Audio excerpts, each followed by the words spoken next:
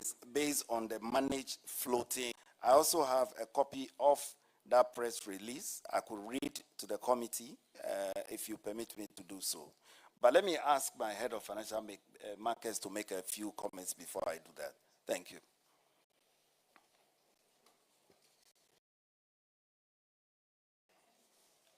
Thank you very much, Madam Chair. My name is Nisoa Ahulu, Financial Markets.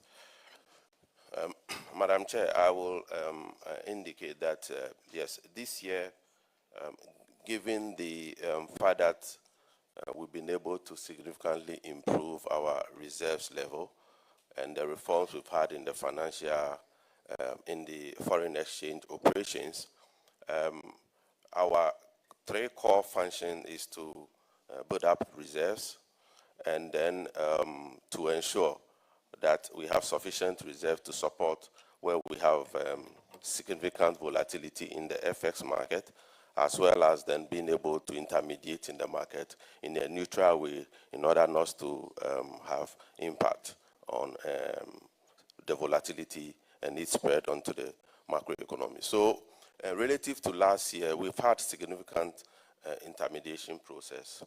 And that is what we have observed in terms of the stability and the appreciation we have observed. How much does the significant interventions translate into? That is what I know there's been significant interventions. How much does it translate to respectfully? In terms of our support for the market this year, yes, please. I would say overall it should be close to about 10 billion. 10 billion USD or Ghana cedis? 10 billion US dollars on the FS market. And then on the Ghana cedi?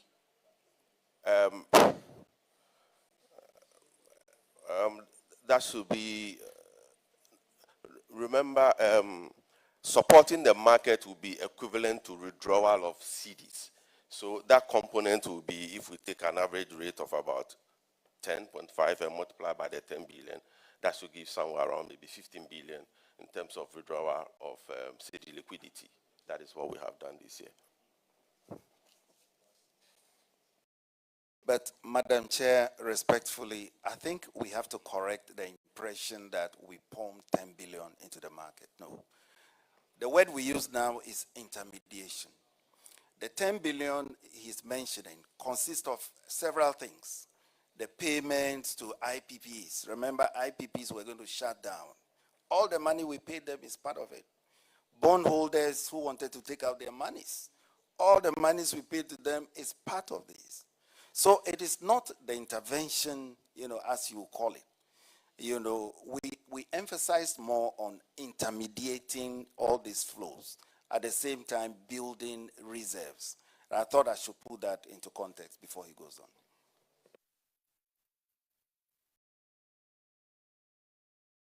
Mr. Chairman. Chair. Mr. Madam Chair, yes. So just like Governor mentioned, the support is basically to the various sectors of the economy. And we have various breakdowns in terms of what goes to manufacturing, what goes to commerce and finance, what goes to support the energy sector and all that. So the amount involved is the overall support provided to the various sectors of the economy for the year.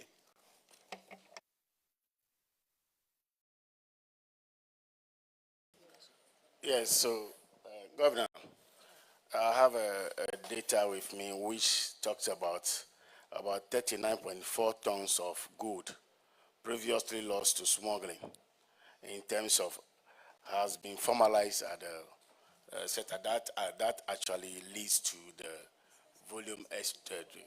So I would like to find out from you, is this data correct?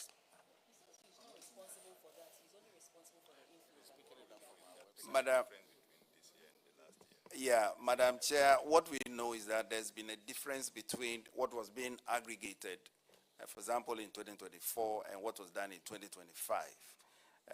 As to the figure you are mentioning, I'm not sure where it's coming from. The source will be, better able to speak for themselves. What we are certain about is that there's been a significant increase in the aggregation. And we emphasize responsible mining practices. We don't have any evidence to, otherwise at this stage. Thank you. Okay, Governor, I've been listening to you attentively. Is there anything else you want to tell this committee before we let you go, please? Madam Chair, I believe I've said it all already. I was going to emphasize the fact that the domestic gold purchase program is something that has been in place since 2021. We have had to reform certain aspects. We have had to tweak other aspects. There's an internal audit that is on the way. It is not an internal exercise. This is an external audit firms, one of the biggest 4 audit firms. They are looking at those operations. Our appeal is that we wait until those exercises are ready, the audit reports are ready, and we'll all be guided by that. But as a central bank, based on what we saw during last year, and the contribution of the reserve to the reserves build-up and the general stabilization of the economy, we believe that the optimal step currently, the optimal way to go currently, is to look at how we can address those costs and who will bear those costs going forward. That way we can sustain the progress that we have made. That way we can all continue to buy cement lower than before. I am quite happy when I hear Ghanaians draw our attention to some of the price declines that we are seeing. It is real. And we believe that over time, other prices will also, follow suit. What we ask for now is please join us so that we reform this framework for the better of Ghanaians. Thank you. Mr. Governor, while joining you, in fact, I like how you simplify issues from your end and all of that. It's so brilliant. But however, so do you accept as a bank that your engagement in these quasi-fiscal activities are contrary to the IMF commitments? And have you informed the IMF on this, these losses? Well, in the first place, the Bank of Ghana law is the law that guides our operations. It mandates us to do what we are doing. The Bank of Ghana board, the board that was in place in 2021, I believe was fully aware. They approved this. Secondly, the IMF has not objected to our involvement. Their point is that the costs, the inherent costs, cannot continue to be borne by the central bank alone. And that is the IMF's position, which we agree with. That's why we are engaging government. We are engaging other, government agencies who also have to, burden share. And we are asking that Parliament support us in this regard. We must do whatever it takes to contain the costs. We must do whatever it takes to burden share in terms of the cost. And then we must do whatever it takes to sustain this program going forward. Because it will help us. It will anchor the progress that we have made. And it will sustain the gains going forward. We believe that is in the interest of Ghanaians. Thank you. Well, I brought in the IMF because you know that under the IMF Extended Credit Facility Program, the bank is bound by some clear structural commitments. And in the commitment, you must not finance government, either directly through overdrafts or indirectly through loss making. And I bring in this because of the losses that we have made with respect to the Gold Board and the Good for Oil program. And that's what I needed, that commitment from you. I realize that you are trying to solve the problem and all of that, but the bank cannot continue to incur that cost. You cannot carry that burden. So something ought to be done about it. And that is what, of course, the fact, it needs all of us. And that is why, as a parliamentarian sitting on this committee, I must ask you the questions. And based on your answer that you give us, we all can find solutions to it. We have to make laws. If we have to make laws to ensure that these things do not occur or appear in our books, then we do that. Finding solutions is not the reserve of him alone. I mean, I have a responsibility and we all have responsibilities. Thank you. Governor, I must say that I'm impressed with the kind of cooperation you have with the Ministry of Finance. And I want to urge you to work together to make sure that you are all on the same page. And this, I know, will go a long way to help fast track things for our economy and the people of Ghana. So I must commend you for that good relationship that you have with the Minister for Finance and now working together to make sure you achieve the policies for which you have set out for yourself. On this note, I want to find out, so is the bank policy solvent? Madam Chair, as at the end of 2024, we were policy solvent. The 2025 financials are yet to be finalized, and when it's finalized, we will make you aware. What we ask for is some of these areas where we need some burden sharing. It will help us. We believe that you support us in that regard. Madam Chair, let me also thank you for your support, as I said earlier, and to also emphasize that our doors are always open. If any member of parliament wants clarity on any issue, please just send me a message or write a letter to us. The other day, I heard from one very honorable member making some statements that were rather unfortunate. He said I had approached or had called some audit firms to falsify accounts and all that. I believe that's not the way we can go. What he was referring to had to do with a special assignment which had to do with the accounting treatment of monetary gold. Now, our information is that the accounting standards do not provide clarity on that. And so you have to be guided by best practices. Now, respectfully, none of us here that said is so. that. And That the is so. person who said that, we don't know. That is Presumed so. to have said that, we don't know. So respectfully, we would ask that we end Madam this Chair, but with particular your issue. respectfully, Yes. I just want to make an But I appeal. know that you said your The doors are issues always about the open, central and then bank we are want to work quite with you. very sensitive ones. If there's anything anyone does not understand, just let us know. We can have a breakfast meeting, and our technical staff will be there to provide all the answers. Thank you very much. Governor, thank you for coming, and you are discharged. Patron.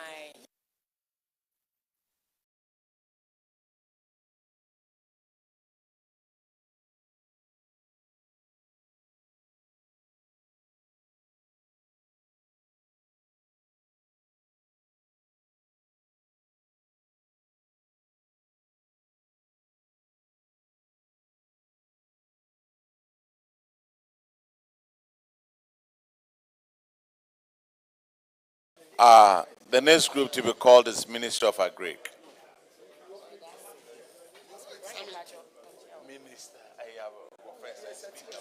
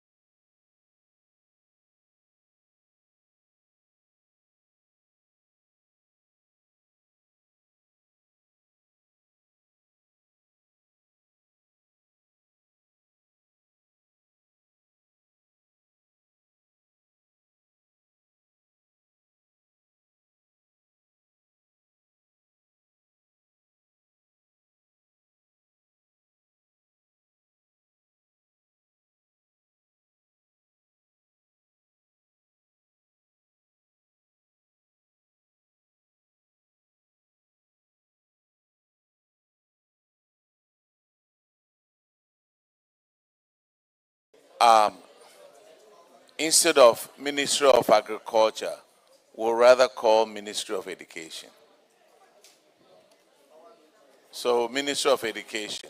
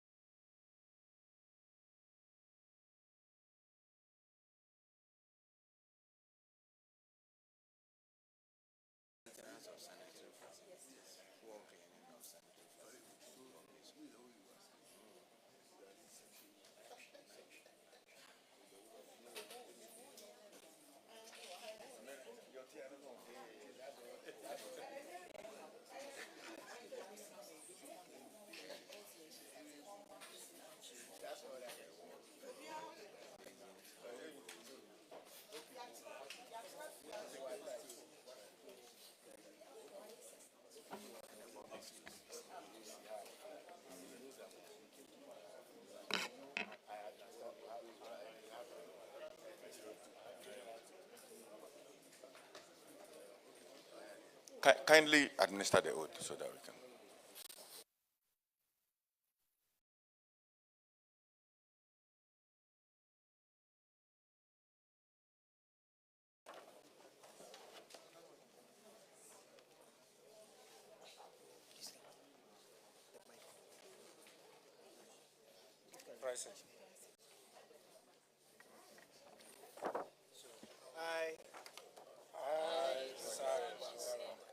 Swear by the Almighty God that the evidence I shall give before this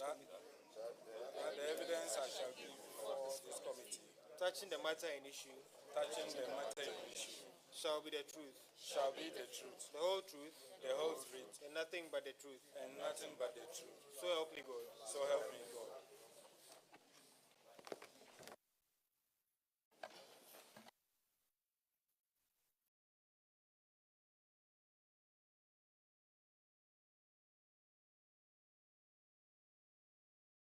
Honorable Minister, could you and your delegation introduce yourself, please?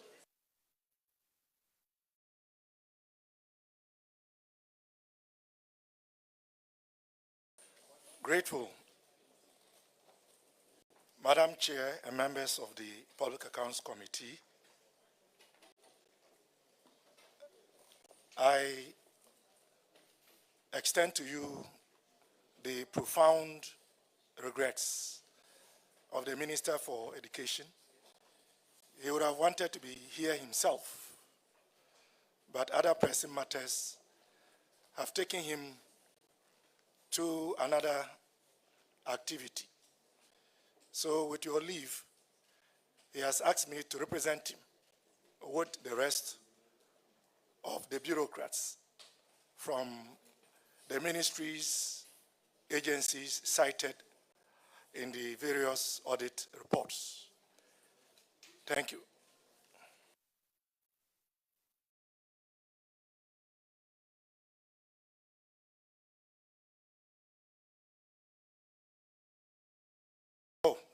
My name is Clement Abasapak, Member of Parliament for the good people of Busa South and Deputy Minister for Education. Thank you very much. I'm Rejoice Dankwa, Director for TVET, representing my Chief Director. Thank you. Thank you very much. My name is Smile GC, Acting Deputy Director General in charge of Management Services, GES. Thank you. Thank you, Madam Chair. I'm Isahak Monawaru, Acting Deputy Director General in charge of Quality and Access, Ghana Education Service. Thank you very much. Honorable Chair, my name is Mensa Jerry, GES Internal Audit.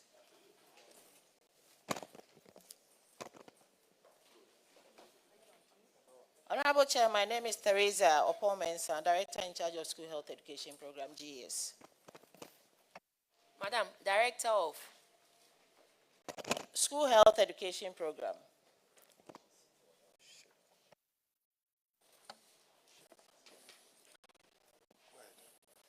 My name is Zachariah Sulemana, Acting Director General, CTVET. Honorable Chair, my name is Lawson Anakwa, Director of Budget, CTVET. Honorable Chair, my name is Imoro Musa, Acting Director Finance, GES.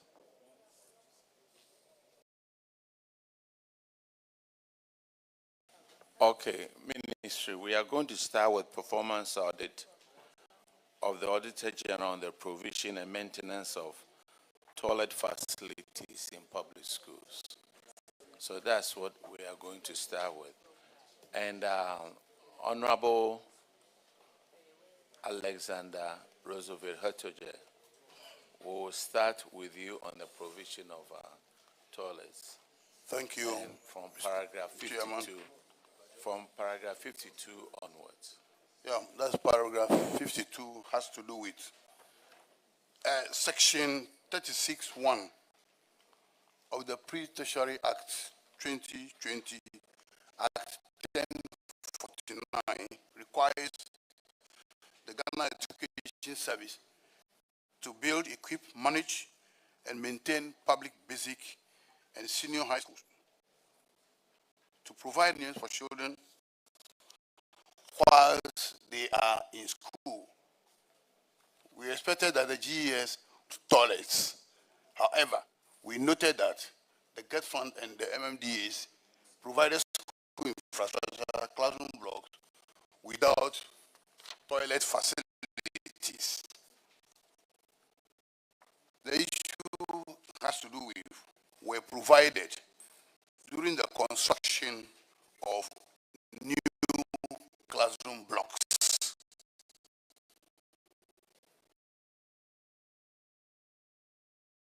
Thank you, Honorable Chair. Our DDG in charge of quality and assessment to respond to. Thank you, Madam Chair.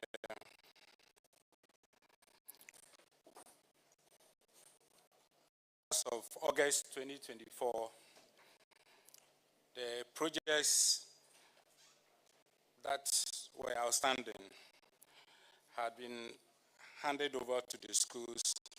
Again, please.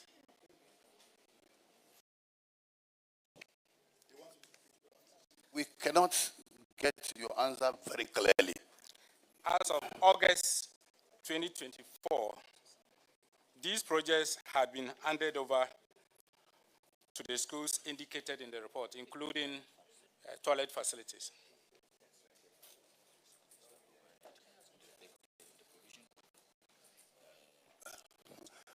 Mr. Chairman, I would like to find out from the DDG Quality as to whether he is aware that the director or the man in charge of planning indicated that there were some schools that were built without toilet facilities because they felt there were existing toilets at the time. And he also indicated in this same report that some schools were built without toilet facilities simply because the people or the communities that benefited from these schools were only interested in space for learning but not toilets. That's whether he's aware of that. Grateful, Madam Chair. I think the issues raised by the honorable member should be of grave concern to all of us. Clearly, this exposes gaps in the current system with regards to get funded school projects, and as the member earlier pointed out, school projects also financed by MMDs.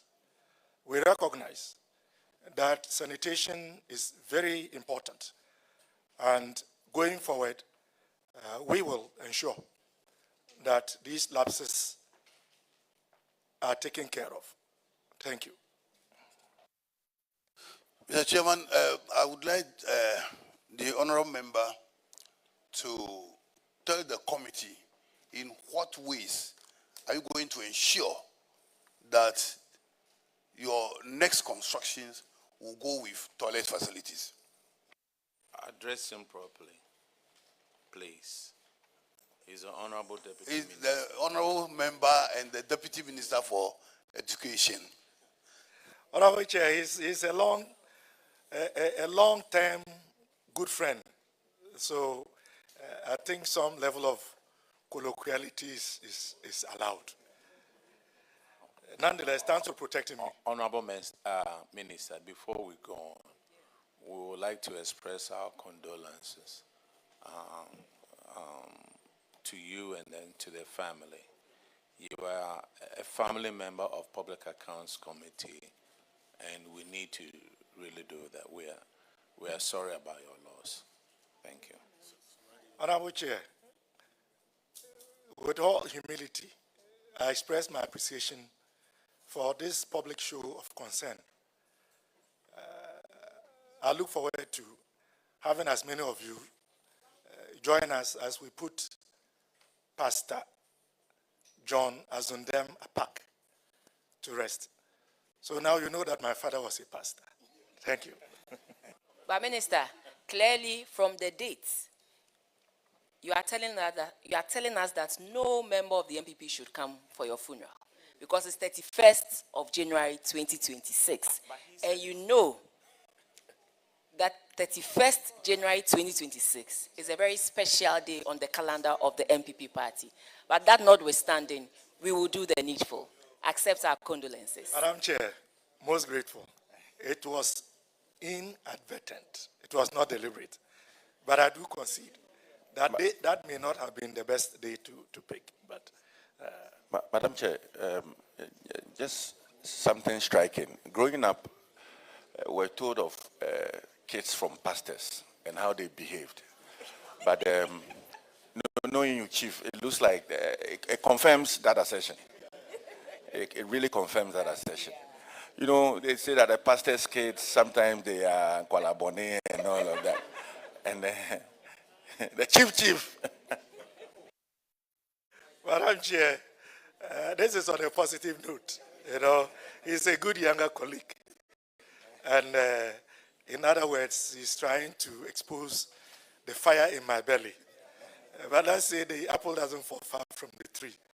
The old man himself, in his days at the University of Ghana, Commonwealth Hall, the effective number 7 winger, was much more active than my good self. So I believe in the womb of time, I would also transition to become a pastor.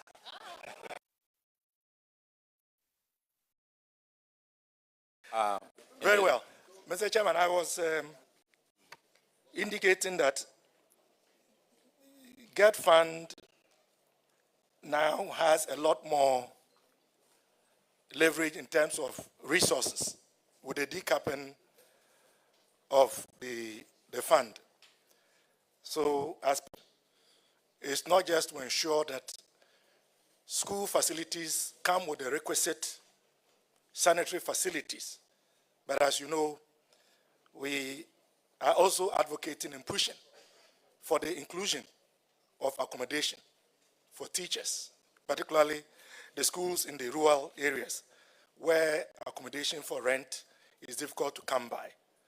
So it is within that context that I believe very strongly that we would address these gaps for our collective good, particularly for the girl child,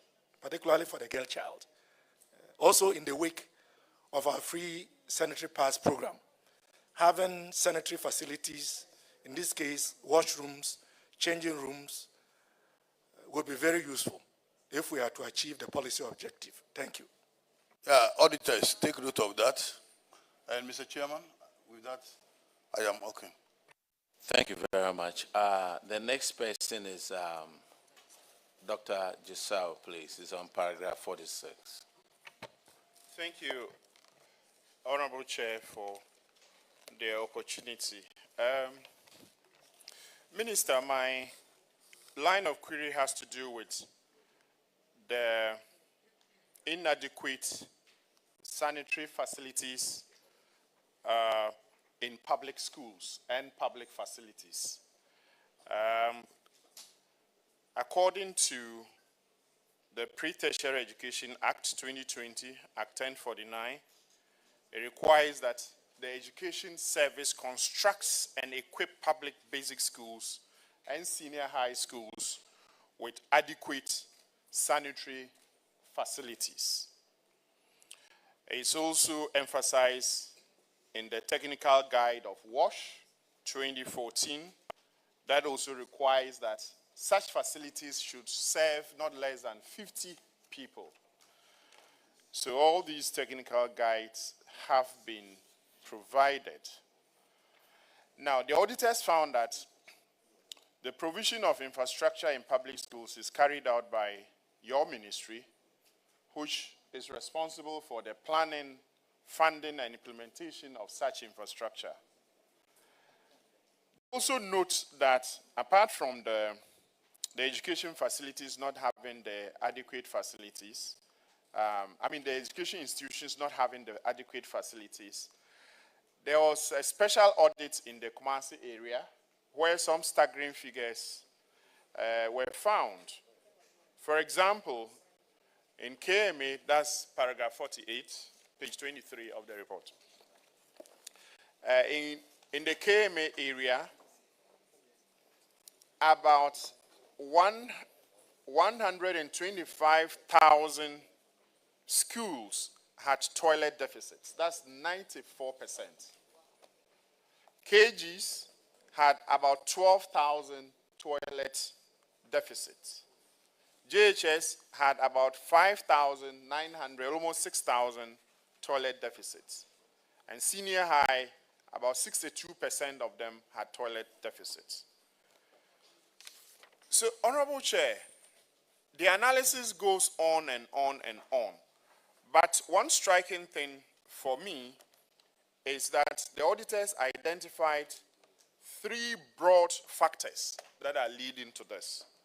The first one is that your ministry, which is responsible for planning and equipping these facilities, these institutions with these facilities, appear not to make adequate planning, adequate provision for building such infrastructure with those facilities, those complementing facilities. The auditors also found a second factor, which is that there are some structures that are supposed to serve this, but they've been abandoned. Part of the reason is that there is no water supply to these facilities, and therefore they are abandoned. The final one, which is more disheartening, is that even in cases where our development partners have identified these and supported us to provide these infrastructure, we have failed to hand them over for use by these schools. Honorable Minister, what do you have to say in response to these observations? Let me respond by initially admitting that what you have just narrated is a clear example of a national failure. This ought not to be the case. And I believe that as a nation, we need to be a lot more conscious of the provision of adequate facilities. In this case, toilet and sanitary facilities in our schools.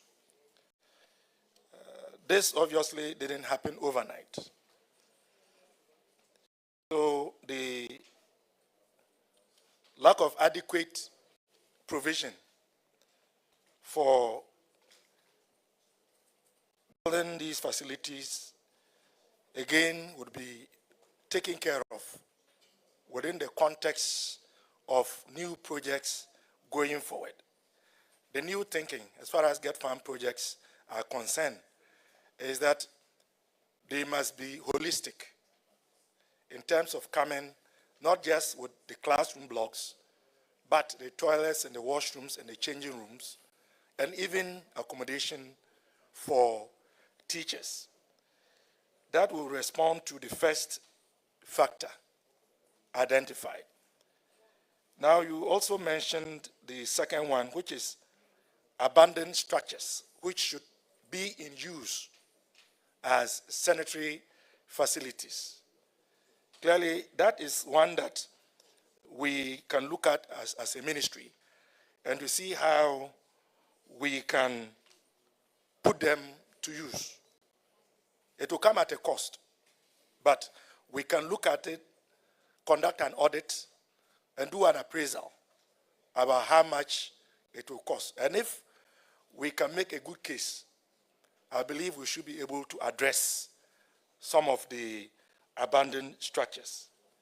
The third factor identified by the auditors has to do with those facilities funded by donor partners, which for one reason or the other, the auditors have queried of not being put to use. We will look into that as well, and to make sure that those that are yet to be put to use are put to use. Because if the facilities have been constructed and are available, why would they not be put to use? Except, of course, they could be matters of payment to the contractors, which may then prevent the handing over of those facilities to GES for onward use by the students. So we welcome these queries.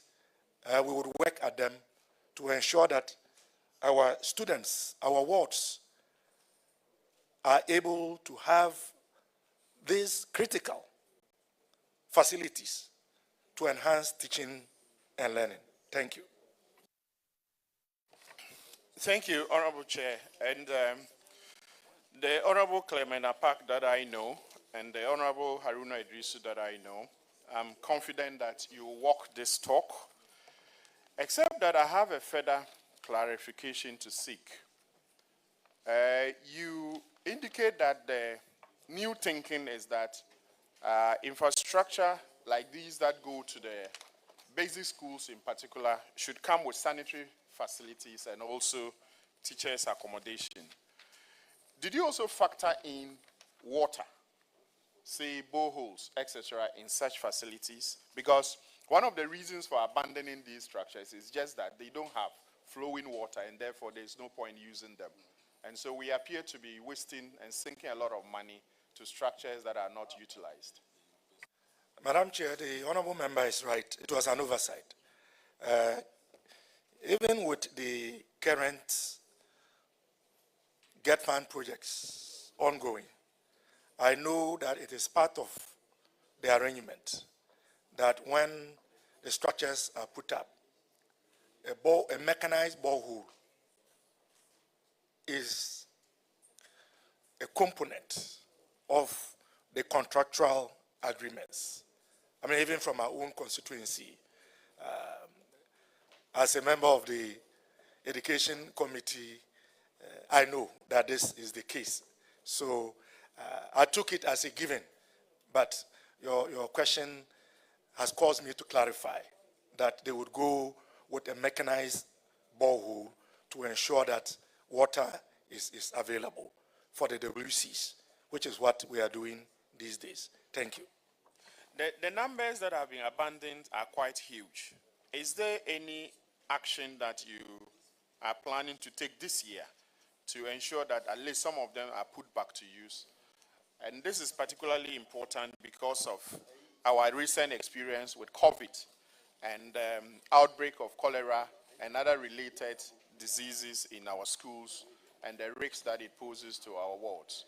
What exactly will you be doing to plow back the use of these facilities? Honorable Member, as I indicated earlier, we would drill down the information in the report, identify the various facilities where they are, do an appraisal to determine what it will cost.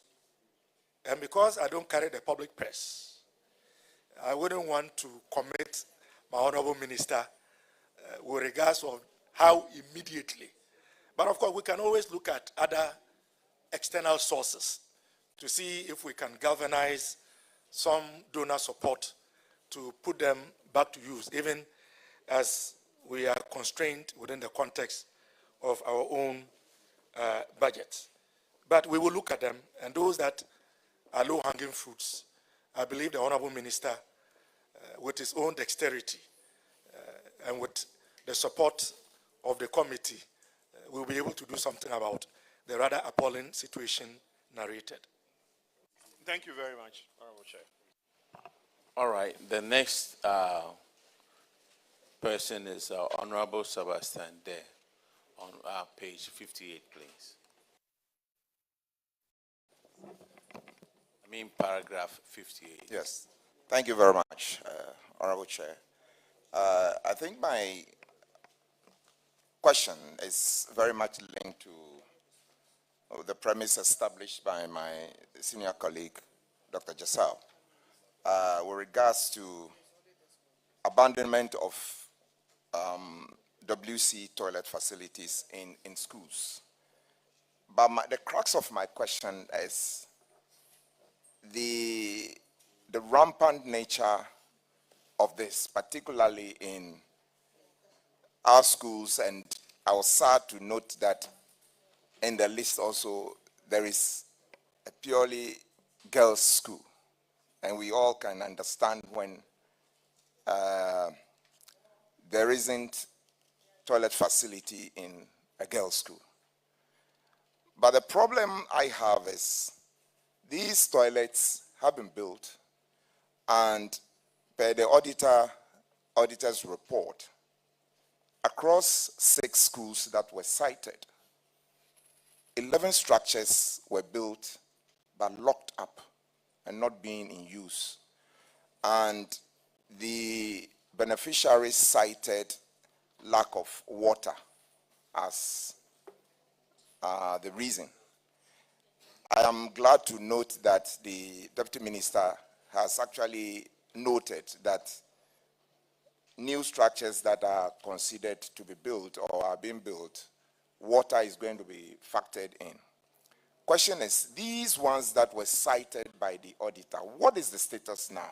Have these structures been opened now? Because at least the auditor's report has come out over a year now, and the committee would like to know whether these 11 structures across the 6 schools are now opened and they are being put to use. Most grateful, Madam Chair. I would invite my DDG to respond, and if necessary, I will wait in. Thank you, Madam Chair. The schools that were identified in the sample report have all been handed over to the schools. But for those that were abandoned due to lack of water and the use of WC toilets, KVIPs have been provided while the system works to resolve the problem sustainably. And when it comes to the girls' school you mentioned, they have received a 20-seater toilet facility at least to stand in while some other additional facilities will be added. Madam Chair, the additional information I wish to provide pertains to the existing structures that cannot be used due to the unavailability of water. I would be conveying this to the Honorable Minister. I know that it should be possible for us to speak to other government agencies with the capacity to drill boreholes.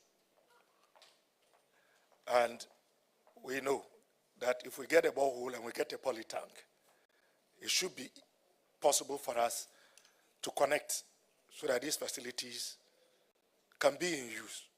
The truth is that the sanitary conditions in most of our pre-tertiary institutions, simply put, are appalling. And we cannot be proud of that in this 21st century. So it is part of our responsibility to correct, for lack of a better word, the mistakes of the past. Thank you. Honorable Minister, what worries me a lot is take Mamprobi Sempe 1, 12-seater toilet, 20-seater toilet, another 12-seater toilet, uncompleted since 2010, awaiting Ghana water connection. And then the alternative is use of public toilets, including KG children. Goodness. I mean, 2010, some of us were not born. And looking at Ghana water, why can't we drill boreholes? The water that you use in flushing the toilet doesn't have to, if it's salty, you can use it. Whatever, but is it because our children don't attend these schools? Madam Chair, this is a very profound question. And I think it's a challenge to all of us as members of parliament and representatives of the people to insist and advocate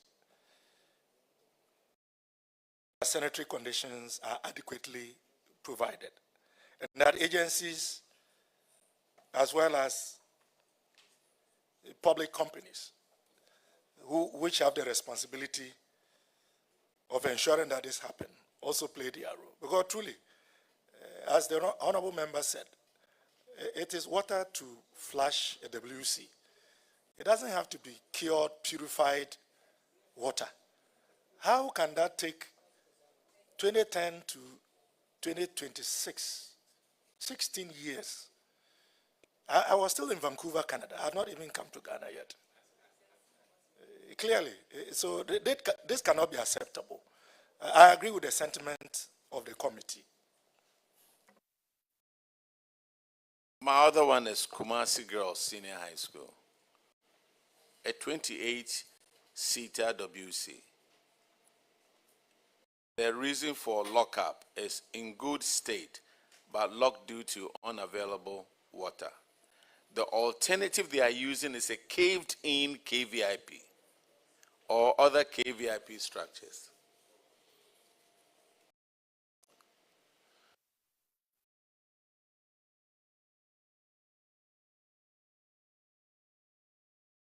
Yes, go ahead. No, I think in the witness, I didn't get your name. In your response, you did indicate that as a stopgap measure for some of these things, you are providing KVIP. But we need to point out the fact that where we have reached in our development, KVIP is as a replacement for a 28-seater toilet that has been built and locked. It's just an unacceptable solution, regardless of whatever stopgap measure is supposed to solve. So let us rather look at what is being discussed around the table, KVIP, boreholes, as a means of getting water to flush these toilets and therefore put them to good use. Honorable Chair, I think that's the intervention I wanted to make here. Honorable Chair, I think that is in the right direction, because we cannot still be talking about KVIPs, especially at a time when we are providing free sanitary pads for our girl children. That cannot be the way to go. But let me invite our director in charge of WASH to share a few thoughts with the committee. Thank you. The school now has a 20-seater facility that is augmenting the one they are using. So as indicated, we will work on the alternative where we will look at availability of water for them to use the WC. Thank you. Which school are you referring to? Kumasi Girls.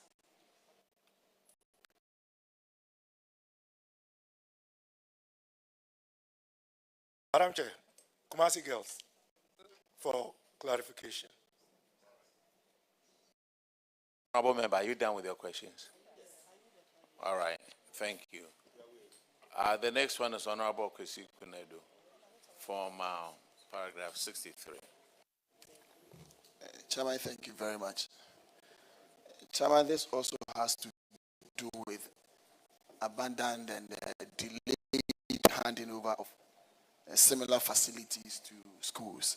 And I believe the discussion that we are having, the reasons are almost the same. So I believe that we probably would have to quicken our steps in providing some of these water for some of these toilet facilities that we are doing for the schools, as has been discussed, such that some of these projects will not be abandoned. But however, in any case, what we have at the moment, have we been able to finish up some of these for them? Especially we are looking at PRESEC, we are looking at Sempe cluster of schools and the rest. Have we been able to finish some of these for them such that they will be able to use them, whilst in the future and in current terms, we try adding on the water facilities to some of these projects?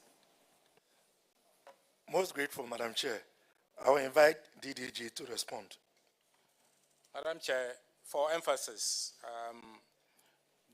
those that were identified, including PRESEC, that have been completed and handed over to the school. Thank you very much.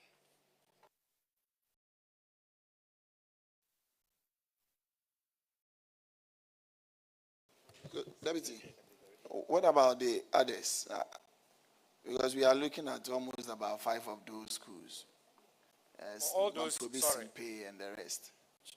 Madam Chair, for all those identified in the study report, they have been handed over to the schools. They have been completed and handed over to them. Yes, the Temamata these days schools, yes, and all of them. Oh, okay, that's good. Thank you, Chair. Okay. Chairman.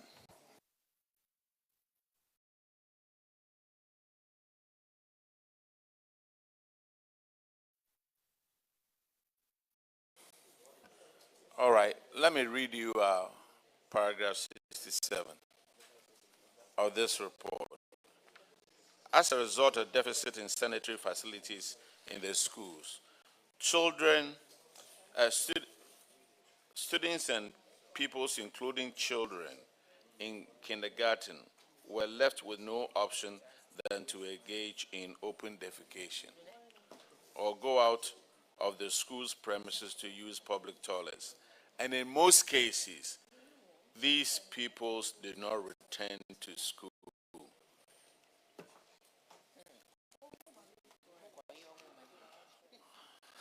Madam Chair, am I to respond?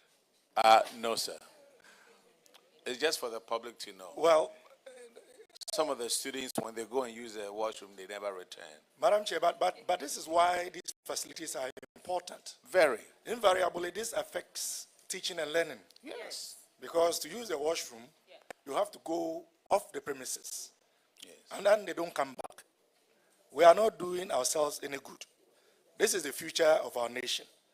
So we owe it to them and to ourselves to ensure that these challenges are resolved. Let me appeal to the committee.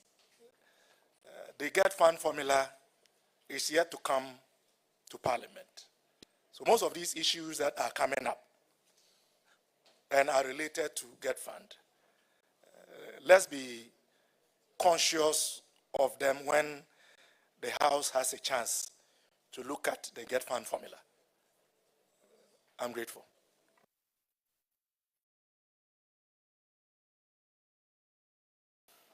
Okay, the next question is for Honorable Frederick Yao Ahinkwa. It's paragraph 74. Thank you, Chairman. Chairman, my question has to do with the maintenance of sanitary facilities.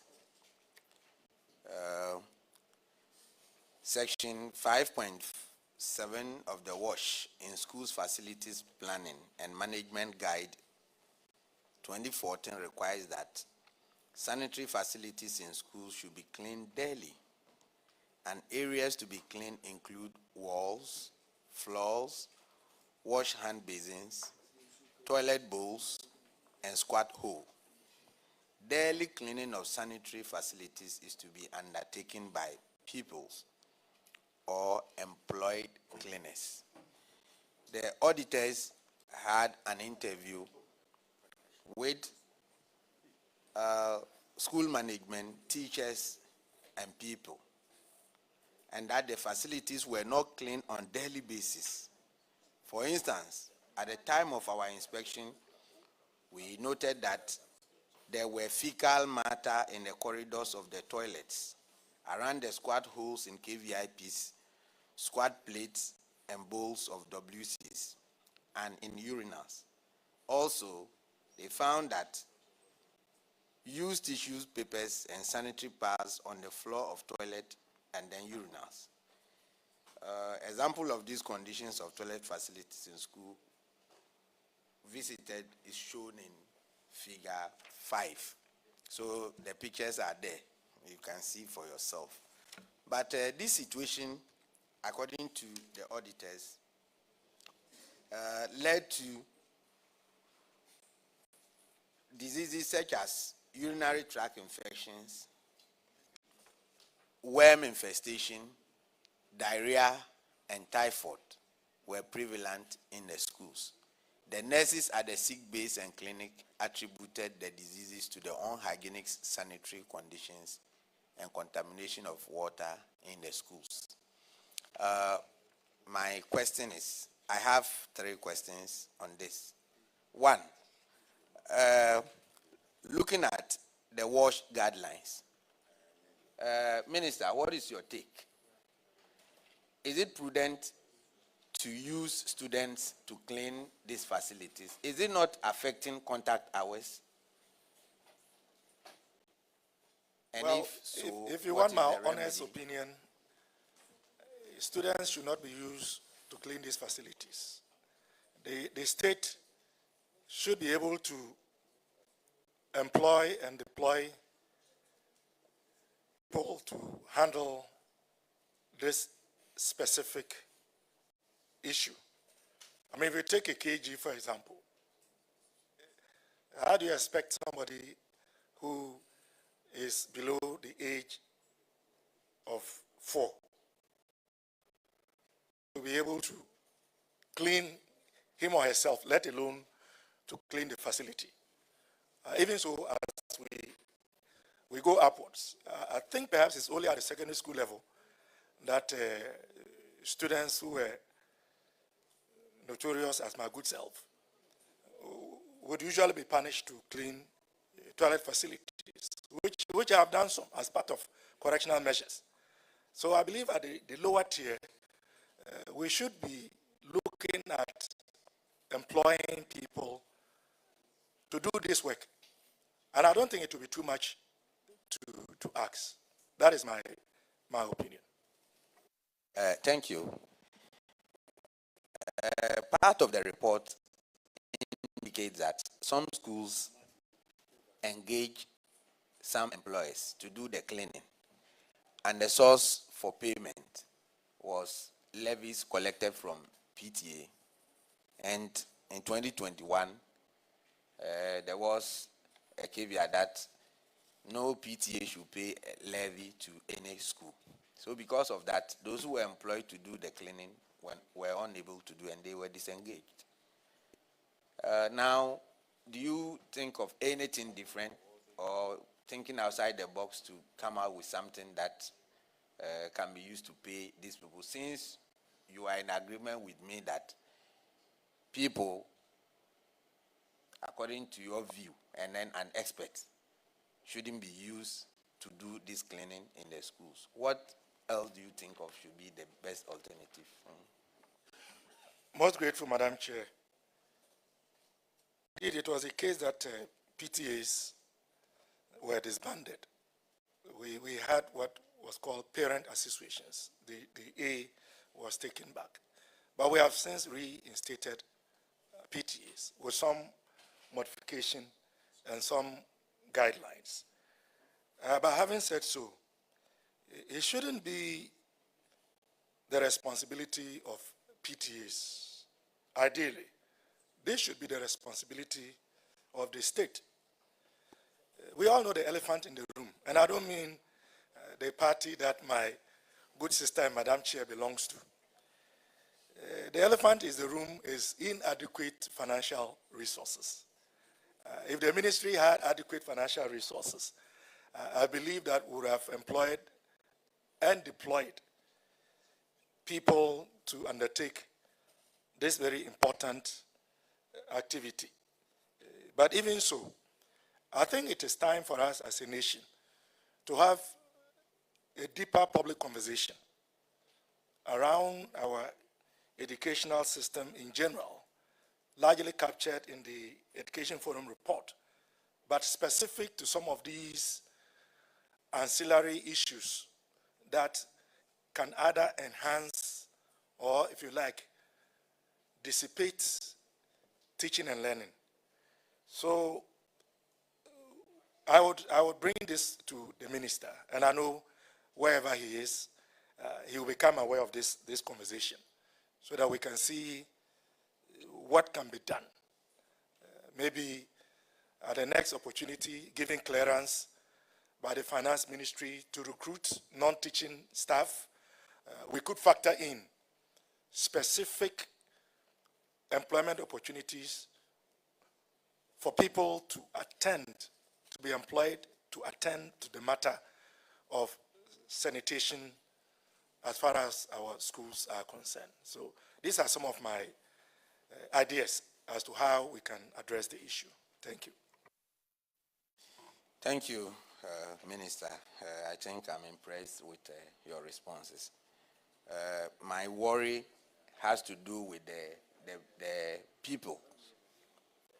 When you look at a report, the interview was on sick base in second cycle institutions, and the effect of these unhygienic conditions has resulted in urinary tract infections, worm infestation, typhoid, and then what have you. If we are experiencing this at the second cycle institutions, where we will say the students are a bit grown up, you can imagine what is happening at the basic schools. I'm much worried about this. Let's do something. I'm equally a teacher by profession. It's just by chance that we are here. I'm a teacher by profession from A to Z. Yes, so I'm concerned. Thank you. Grateful, Madam Chair. I think we've taken note of the honorable members' legitimate concerns: diarrhea, urinary tract infections, worm infestation. Clearly, it means that all is not well. But I think it is also an ancillary of the increased number of students that we have using limited facilities. So whilst trying to increase the spaces by augmenting existing facilities with new facilities can be a factor towards addressing this, it is not entirely the panacea. So we would factor in all the other options that we have discussed so that our wards will not go to school and come home sick. We know, we've read reports in the ministry, we know of instances where wards have gone to secondary school, have become very ill, and some, unfortunately, have even lost their lives. So it is a wake-up call that we ought to take these matters seriously. But a factor would be the decongestion of our various institutions of learning at the pre-tertiary level. Thank you. This one is a public interest issue. When you look at the report, like you indicated, the pressure on the facilities is not just because of the numbers. The report indicates that some communities, members, also use these facilities. So I will use this platform to appeal to those listening to us. These facilities are meant for our children, the future leaders of this nation. Why should we compete with them? Why should we compete with them? At least when you go to the communities where there are no KVIPs, they do their own innovation and do what they call the WHEAT team. Why can't we do the WHEAT team and then leave these ones for the students to use? We are appealing to those watching us to desist from that, so that at least our future leaders will have a clean environment, hygienic conditions, grow up, and tomorrow become Dr. Park, a deputy minister. When you are not there, they will come and replace you tomorrow. So we are appealing to everybody to take note of that. Thank you very much. Thank you, Honorable Member. The next person to ask questions is Honorable Desmond de Graaf Paytu, and it's on failed GES and MMDA's failed to repair broken down facilities. Paragraph 81. Minister, thank you. These reports before me as two responsibilities for Ghana Education Service and then MMDAs. It's all about a broken down and then fail to maintain the necessary, facilities in our basic school and then the SHS. If you look at it, a lot of schools has been cited over here. In fact, the table here shown about 17 schools. Greater Accra and then the Greater Kumasi, where we have those schools, facilities has been broken down. You look at the pictures shown here, in fact, it's not quite present that we have such facilities in our schools and all of them has been broken down. So when it comes into use, and if all these facilities has been broken down, our children, how do they use? What actually at all happened in the schools? If they go there to use and these facilities has been broken down and it has not been maintained. Minister, I would like to know from you, Ghana Education Service, MMDAs, in terms of responsibilities of maintaining these facilities, can you throw a little light about it? Whose responsibility to carry this mandate for us to know? I'll let my DDG take a bite, and then if necessary, I'll chip in. Thank you very much, Madam Chair. They have asked, they've looked into it, and then they mentioned GES, Ministry of Education, and then MMDAs, and that's rightly so. Just not the Constitution, but Act 1049, it says that public basic education shall be run by the Education Directorate and the district, municipal, and metropolitan assemblies. Public senior high schools should be run by the regional education directorates and then the regional coordinating councils. So that's how they looked at it, and that explains itself about what they should do. Assemblies are supposed to also build, rehabilitate, equip, and support teaching and learning. I will plead with the Honorable August Committee to, you are part of the assemblies. You can help us to see what is it that assemblies are helping to do. At the level of GES as an agency, we receive, the basic schools receive some capitation. We all know, we pray that as things improve, it will increase. But for now, they are allowed to do minor maintenance and to be able to purchase some detergents to help improve the situation. But once the issue escalates, either assembly takes it up, or ministry, or GET Fund, or some other agency. Honorable Minister.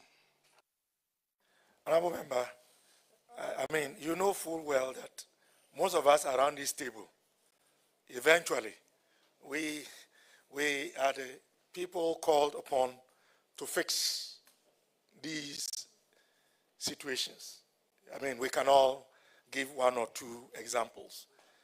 But ideally, the MMDAs, the assemblies, should be able to assist with some of these rehabilitations and renovations.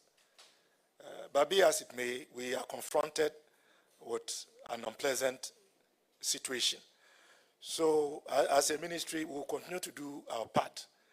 Perhaps what we should be doing as a ministry is to have a frank conversation with our counterparts at the Ministry of Local Government. And I see my colleague, Deputy Minister for Local Government, so that we can have some modalities and also clarify. So we don't have the situation of the blame game. Is it education? Is it local government? Is it MMDAs? Is it GES? So there is clarity. That will make it easier for us to hold ourselves accountable. It will also be in our interest as members of parliament. If this burden finally has a home, then it doesn't have to eat into our meager resources that we have to use to support our people. So that is the answer I can proffer for now. Minister, thank you. I think I share your last concern. We must actually know who takes up the burden so that this shouldn't become something like I supposed to do, you supposed to do, somebody supposed to do, and among us, we are running around that we don't know who to do, and the thing has been broken down for quite long ago. So it's important we look at that and then know what to do. But in your submission, you made something. You talk about a capitation grant. I cited in the report, I forgot the page, that some schools were complaining that they don't receive. What do you say about that? Is in the report before me, that they do not receive that capitation grant. Yes, as at the time, the auditors were there. But the update we have is that from 2025 first quarter up to now, even an advance payment into the next quarter. That has been cleared. So we hope that if that is sent to the schools, they can handle these minor repairs and the purchase of detergents and some other academic activities. Thank you, Chair. When is it going to send to the schools? It's gone to the schools. It's gone? Yes, please. As we speak? Yes, please. Okay, thank you. Madam Chair, I'm done. Sorry, I'm a man. Honorable Minister, you see, some of the problem is this. Some of the kids from rural areas, they use the KVIP. They go to school and they see the WC. They don't know whether to sit on it or to stand on it. That much it is true. But I will tell you, don't think the local government assemblies will help you. Go to most of their washrooms. They've all been locked up because they don't pay the they don't pay the water bill. They will tell you that they don't have a borehole. So many of the assemblies. It happened to me in one of the assemblies that I would not mention. They ushered me into the MMDC's, the MCE's office. But what about all these people who work here? They say we don't have water. That's local government for you in some of our places. Minister is here.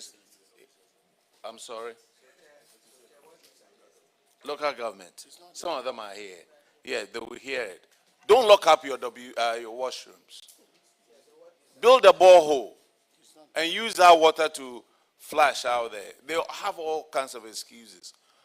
If we are not careful, it's like a child who has lost a mother, and you have about 4 aunties, and everybody will say that nobody will take care of the child. So don't depend on MMDCs.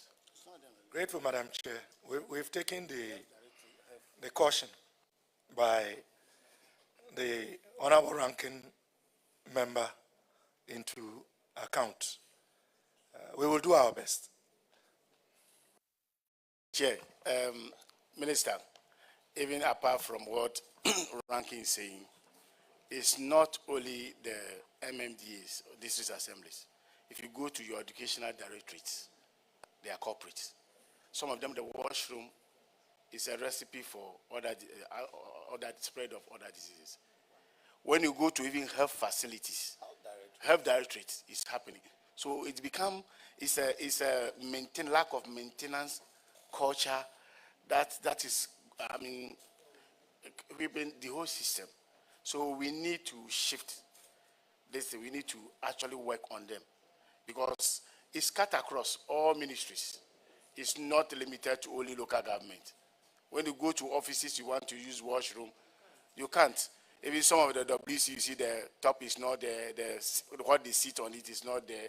Even how to flush, some holes are there. And then how much does it take to buy WC?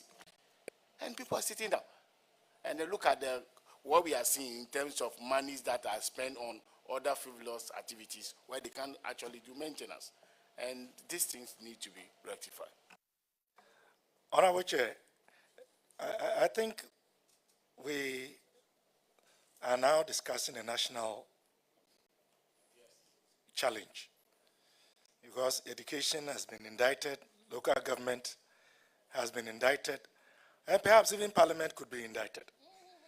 Those of us who have been here for quite some time, you recognize that I've had cause to complain, sometimes on the floor, about insanitary conditions in some of our own washrooms. So maybe we have the need for a national reorientation with regards to sanitary facilities and their maintenance.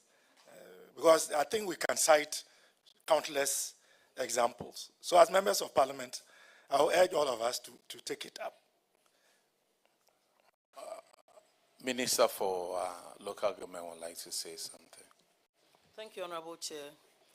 And I want to assure my colleague Deputy Minister for Education that the Ministry of Local Government will liaise with you so that the education directorates at the assembly levels and the MMCs will work together to ensure that we keep our sanitary, we keep our sanitation issues, that is especially with the washrooms and all that, we keep it very well.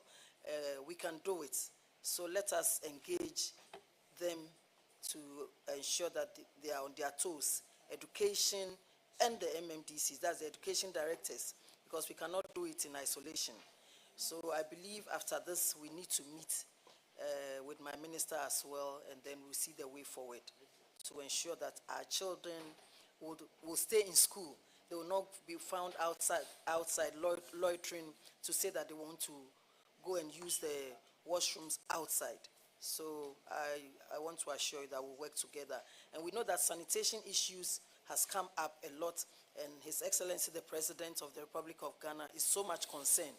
And so we, his appointees and other officers, should ensure that we help to keep our schools clean and to keep our nation clean. And I also want to add that with Parliament, it is way better. Most of the washrooms I visit in Parliament are clean.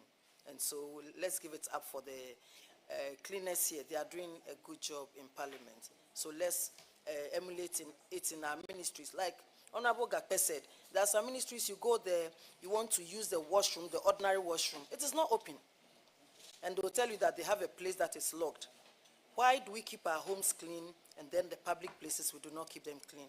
Let's work together on this. Thank you very much. I'm grateful, Honorable Chair. The next one is poor supervision of school health by SHEP coordinators. Honorable Shirley Che, paragraph 92. Thank you, Mr. Chair, Honorable Chair. The section 11.3 of the WASH in Schools and Technical Guide requires that SHEP coordinators visit schools twice each term. The auditors noticed that SHEP coordinators did not effectively monitor schools to identify and report on the poor conditions of toilet facilities for GES to take action to address them.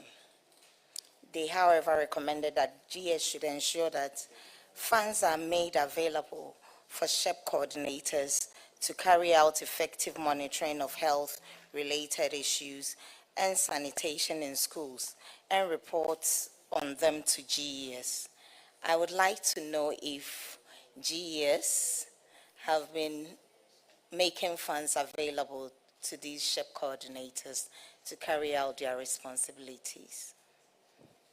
Grateful, Honorable Chair. I will invite our National Director of SHEP to speak in response to the question. Thank you, Honorable. Please, the goods and services allocations have been made available to the schools, and directors have been directed to release resources for the SHEP coordinators to monitor the sanitation conditions in the schools. Thank you. Were made available when? Could you give us specifics? How much has been released and for what duration?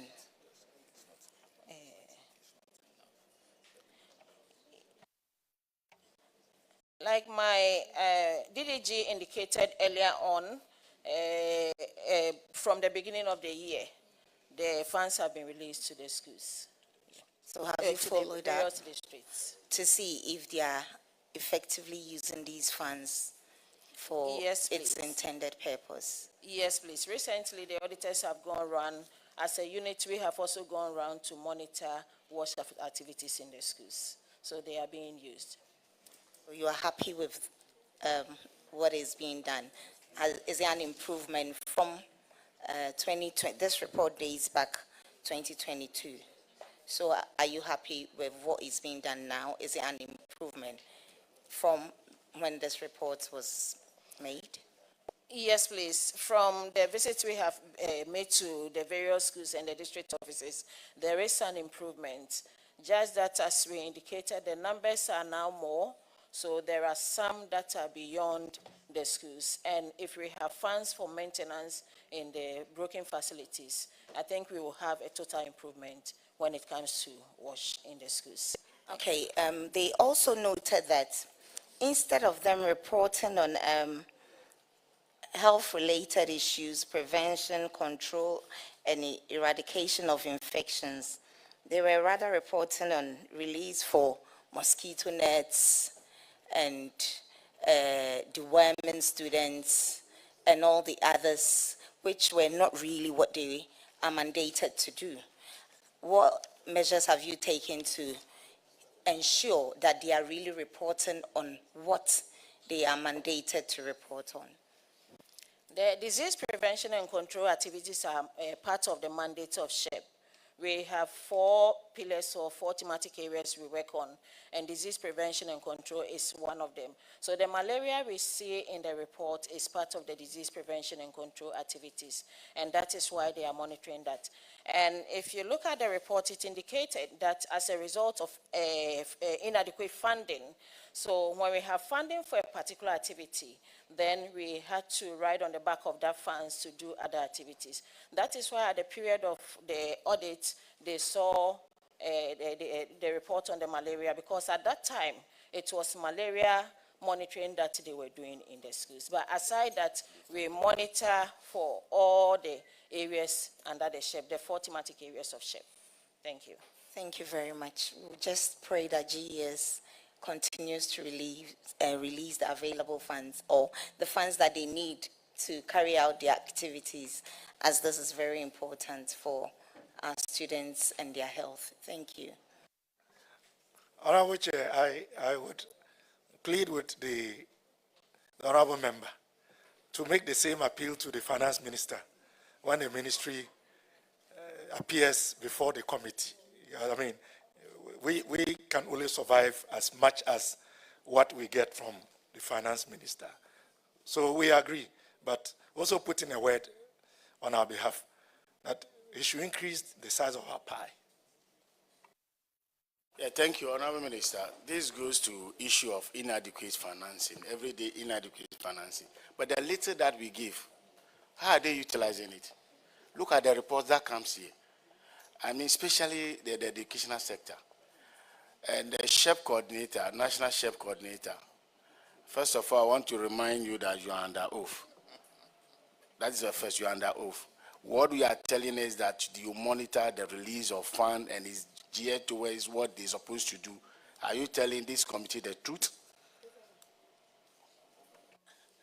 Thank you, Honorable. I'm here with my auditor. That is the mandate of the audit, and we also do the monitoring of the WASH aspect. So with the finance is the audit session of the GES that does the monitoring of the use of the funds. Thank you. Can confirm that the funds have been released. Auditor, speak to the mic. Thank you, Honorable Chair. So far as we know, in terms of our GOG releases to our schools, that has been done as far as we are concerned. Thank you.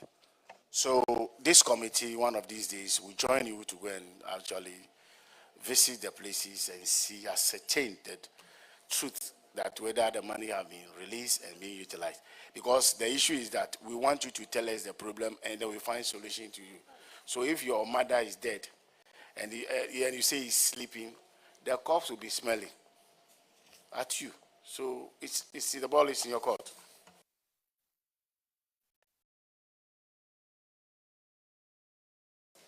Yes, Honorable Chair. Thank you very much. All right. Now, Minister of Education, let's go to another realm. We are talking about report of the Editor General on computerized financial and electronic system in selected covered entities as of December 31st, 2024. Honorable Chair, may I seek the permission of the committee to stand this down? Which one are we standing down? The report on internet connectivity. The officer responsible for this is unavoidably absent. Ancillary to that is also the fact that this matter aspects of it are under investigation. Wow.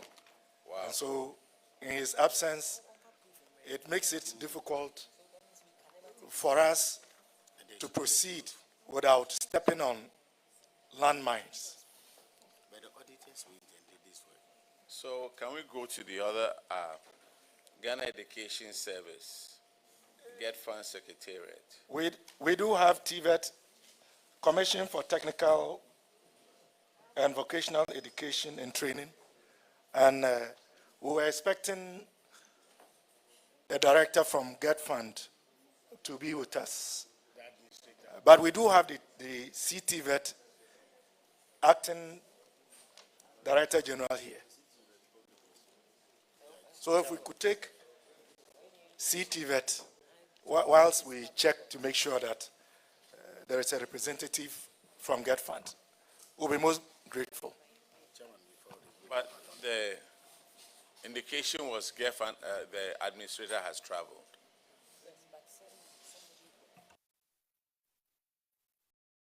Yes, yes, we have been told so.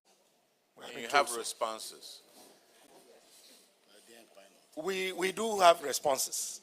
Okay. But Honorable Chair, you know, Get Fund is a very nuanced agency. It's a nuanced fund. Some of the questions may be beyond our ability to explain. So if we are to stand the issue of free Wi-Fi down for now, I will plead that we stand the issue of Get Fund, whilst we look at an appropriate date to bring the two heads of agencies before the committee. I so submit.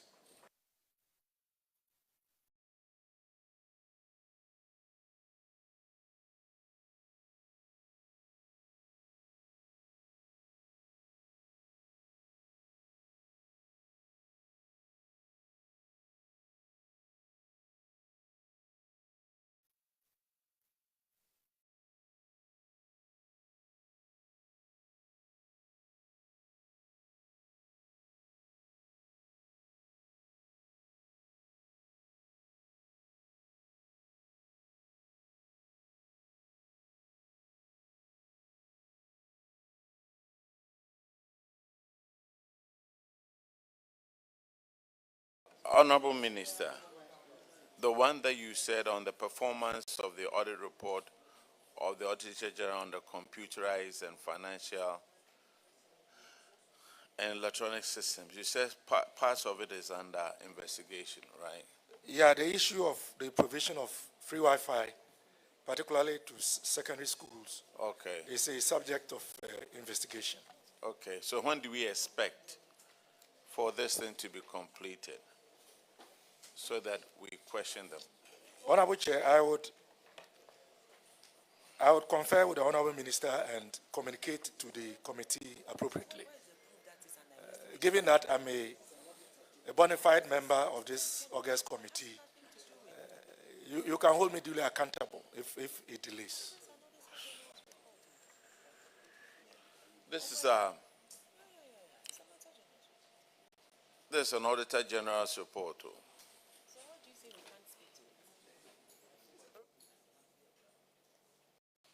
Well, I'll be at the pleasure of the committee.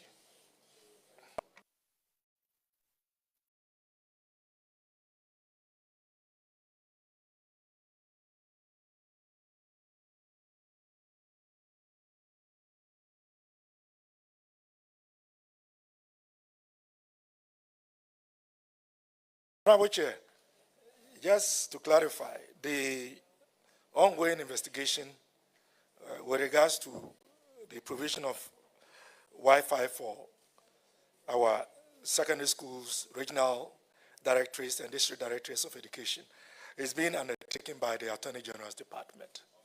So I would confer with the Attorney General, and then we can apprise the committee of what we can do and what we cannot do.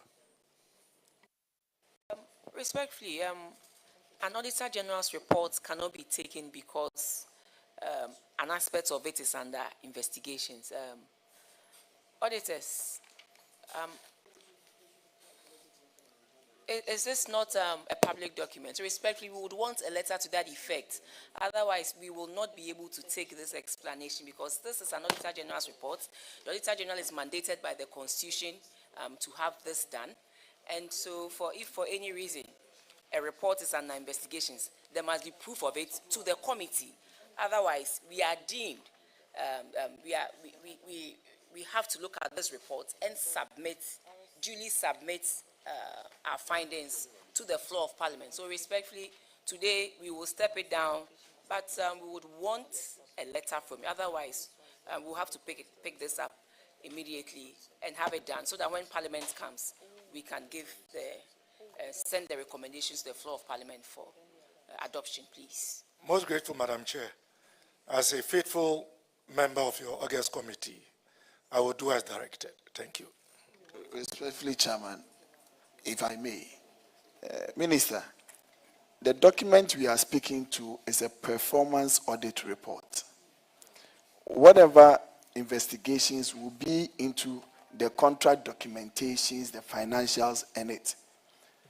Be that once there is an establishment and you have a challenge with how it was done and the rest, that is a different ball game from the Auditor General's report that we are having now. So if on the basis of an investigation, we cannot go ahead with that. I believe, therefore, that the minister ought to write to the Auditor General for a withdrawal of this report. So once this report is withdrawn, then we will not have custody of it to interrogate. But once it's still with Parliament and not withdrawn, I probably don't think that an investigation as to some aspect of it will bar us from having an overview as to the performance of what has been done on the ground. Respectfully. Grateful, Madam Chair. Madam Chair, I made a plea and I gave two reasons.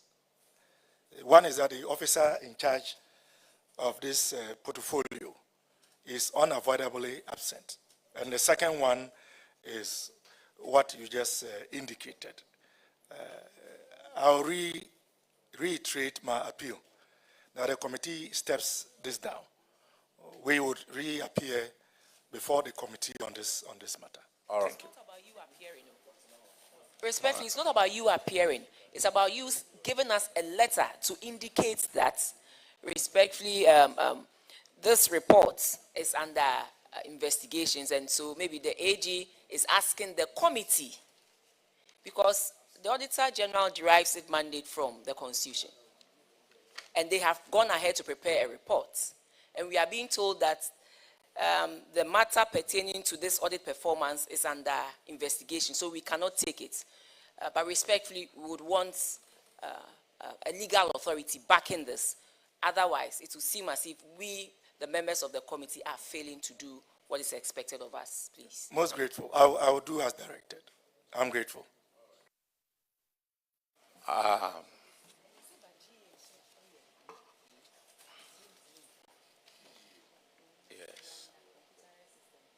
Okay, in that case, we'll call GIMPA, please. No, TVET is here. Hey, is TVET here? Yes. CTVET is here, right?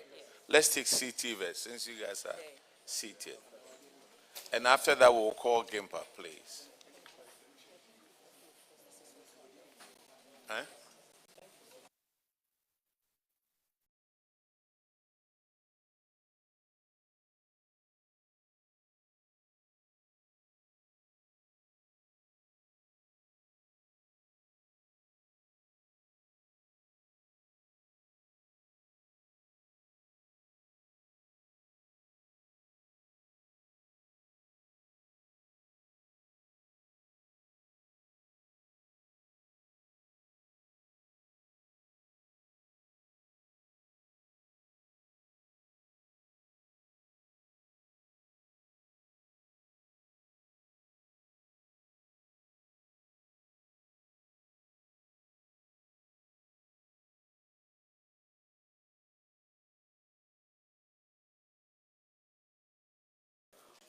Honorable Chair, if, with your permission, could GES be discharged. You are certainly discharged. Thank you.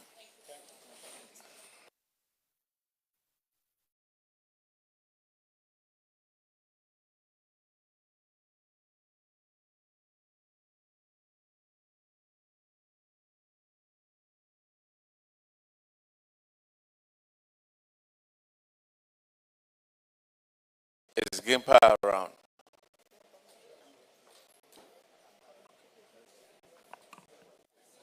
Honorable Chair, I thought you were going to take CTVET. Yes, CTVET, I'm sorry. Then could they, clerk, administer the oath, please? CTVET was here. Did you take the oath? Yes, we did. Oh, you already did? Oh, okay. The Honorable Day, then go ahead and ask them the question. CTVET.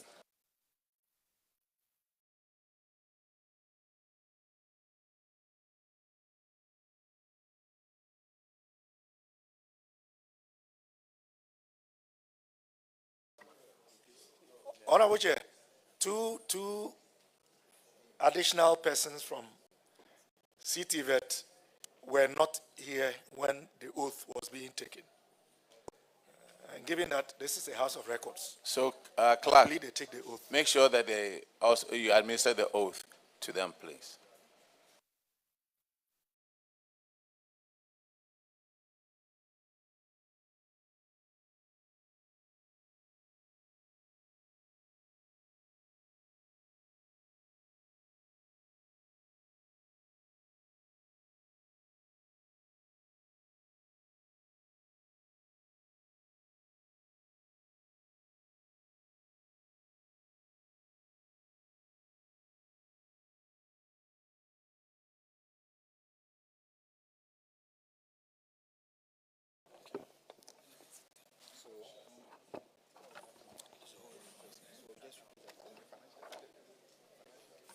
I Abdul Siddiq, swear by the Almighty God swear by the Almighty God that the evidence I shall give before this committee that the evidence I shall give before this committee touching the matter in issue shall be the truth, the whole truth, and nothing but the truth.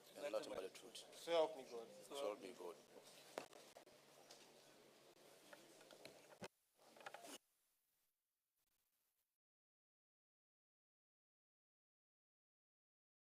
Have they introduced themselves? Yes, yes, please introduce yourself. Good afternoon. My name is Abdul Siddiq, Head of Finance for CTVET. Thank you.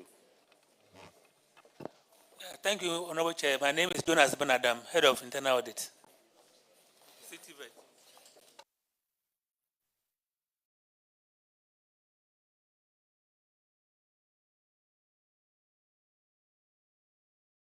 Okay, Honorable Abuna Osiasa will take you through your accounts.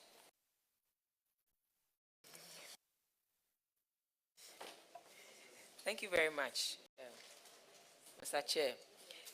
Please, for your financial performance, I see a huge quantum of internally generated funds of 25.8 million Ghana cedis. How do you generate your IGF? Or how do you raise your IGF, please? Honorable Chair, let me ask the Director of Budget to respond. Thank you, Honorable Chair. CTVET is mandated to conduct examinations, Certificate 2 examinations, as well as the HND examinations in Ghana. And so the huge IGF you see there is the free SHS, free TVET examination fees that the government pays to CTVET for the conduct of those examinations. Thank you. Then, well, government pays that. So then if you put it there as internally generated funds, I know, but because in the books of government will not put their IGF. Government will put their transfers to CTVET, so that if in your account you describe it as internally generated funds, when we want to see the debit and the credit, how do you then identify it? Because this cannot be internally generated funds from your your own coffers? Because I see you putting the funding from donors. And so if it's money coming from government, why don't you make the description funding from government to pay for this, but rather you put it as internally generated funds when it is not you you on your own generating those monies? Honorable, you are right. This issue came up, and so we've been advised that government payment for free SHS should be classified as subvention from government free SHS, while we separate the little that we are also able to generate from the private candidates who write our examinations. Thank you, Mr. Chairman. So moving forward, we'll see that distinction. Mr. Chairman, yes. Okay. And the whole of 2023, GET Fund did not give you any allocation. Anoche, you are right. Why? We did not receive. We did our best to receive, but we did not receive. Okay, and then I also see allocation from funding from donors of about 2 million Ghana cedis. Which donors gave you this huge sum of money? Because I'm looking at 97,000 Ghana cedis for 2022 and a huge amount of 2 million for 2023. I just want to find out who did that for you in 2020. Honorable Chair, we ran two programs, Ghana Jobs and Skills and then the Ghana TVET voucher project. And so the 2 million you see there is from the Ghana TVET voucher project for the activities of the Commission in implementing the TVET voucher project. Thank you. What is the TVET voucher project?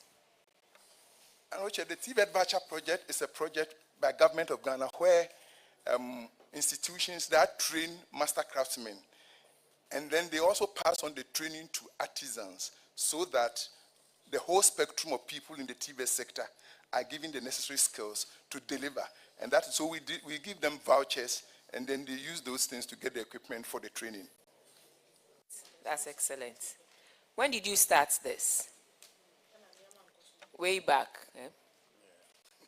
2022. Yes, 2022. Wonderful. Right. Yes. Yeah, because education is not all about the classroom, but also learning to use our hands and building skills and passing on the skills to other people too. So, and I hope you are still working on that and making it even more available to a lot of people. Yes, we are doing it. In fact, recently, the National Apprenticeship Program, which was ruled out, CTVET was also part of it, in getting all the artisans across the length and breadth of Ghana to be trained in that area as well. Together with the National Apprenticeship Program. Yes. Well, I see an improvement, but I also see a huge jump in your goods and services. Sometimes you make it seem as if the more money you get, the more expenditure you make. You got monies from government for 25.8 million, and then I see you raising your goods and services from 13 million in 2022 to 21.5 million in 2023. What happened? Honorable, as the number of candidates who are engaged in who are in the technical institute and vocational institute increase, the allocation the government will give us to run the examinations increase. Concurrently, the examination cost of all the increased candidates also goes up. So when you have 35,000 and it increased to 50,000, the allocation from government will go up and the expenditure on all those 50,000 candidates will equally also go up. Thank you. In the government setting, when government says goods and services, they are mainly for consumption items. So maybe the auditors, TVET, they have a peculiar mandate such that we cannot lump their training and the services they offer as goods. And because we know goods and services are usually for consumption items for the ministries, departments, and agencies. So we should look at it and give it a befitting narration so that it will be distinct from their regular goods and services moving forward. Well noted, Honorable Chair. But I think on the whole, you're doing well. You increase your profit or your surplus from 164 to 3.1 million in 2023. But I hope the trend will not change. Come end of 2024 accounts, 2025 accounts, we'll see not just the surplus, but we'll also see the impact that you are making, because these are huge sums of money that are being invested. And so we want to see not just the surplus, but we also want to see the impact, and a lot of entrepreneurs around doing their own thing and also contributing their bits to the nation. Honorable Chair, I think I'm done with this. All right, thank you. Thank you. You had a question? Okay, go ahead. Thank you very much, Honorable Chair. Yeah, my question, it stems from the seemingly huge monies that you are reporting, funds that you are reporting under internally generated funds. I think, fortunately, you've explained that going forward, it will not be the same, because it gives a very erroneous impression that you are able to, on your own effort, generate such funds. But the issue is, per your Enabling Act, and then with the advent of the Ghana TVET service, where if you look closely at the functions that each of these entities is supposed to be performing, a lot of the things that would happen or has happened under the voucher program that you are taking credit for, per the Enabling Act, that is supposed to default to an entity like the Ghana TVET service. I stand to be corrected. What steps are you taking so that you focus in the core area of regulating the area? Because here you are as an entity being in charge of regulation, you are in charge of conducting examinations, you are in charge of actually implementing programs and projects that go way down to apprenticeship. What steps are you taking, okay, to focus in this critical area of regulating the TVET landscape, so that next time you come to the Public Accounts Committee or other entities, we will be able to scrutinize and ensure that you are adding value to the TVET space? Great, Honorable Chair. I'll let the Director General of CTVET respond to the question. Thank you very much, Honorable Chair. The activities under the Ghana Voucher Project includes accreditation of training providers. It includes training of facilitators in order that they acquire competencies to deliver competency-based training skills, and that is a requirement for the accreditation. And it includes assessments leading to certification of trainees who undergo apprenticeship. And these are all activities that are under the functions of CTVET. If you say that most of the activities are under the Ghana TVET service, I find it difficult to see those activities. And so it may take some further discussions for us to clarify this. But sitting at this table, my understanding is that many of the activities that are carried out under the Ghana Voucher Project are activities that are actually in the functions of CTVET, and which are part of our regulatory and part of our regulatory activities, as well as the assessment activities or functions of the commission. Thank you, Honorable Chair. I think the Honorable Member, in his previous life, has been very involved in this sector. And so he's speaking to this with some experience. I would indulge him to provide any particular instances that have come to his attention where there seems to be either an overlap or replication of responsibilities between the two bodies, so that we can take a look at it as a ministry. Thank you. Just to provide, Honorable Chair, just to provide a bit of clarity. And do I have your attention, Director General? Yes. I am not particularly pointing at the issue of you performing a function which is not in your enabling act. I am looking at where we can operate within the TVET space such that our efforts will complement each other. I'm talking about the players within the industry would operate in such a way that you will complement each other.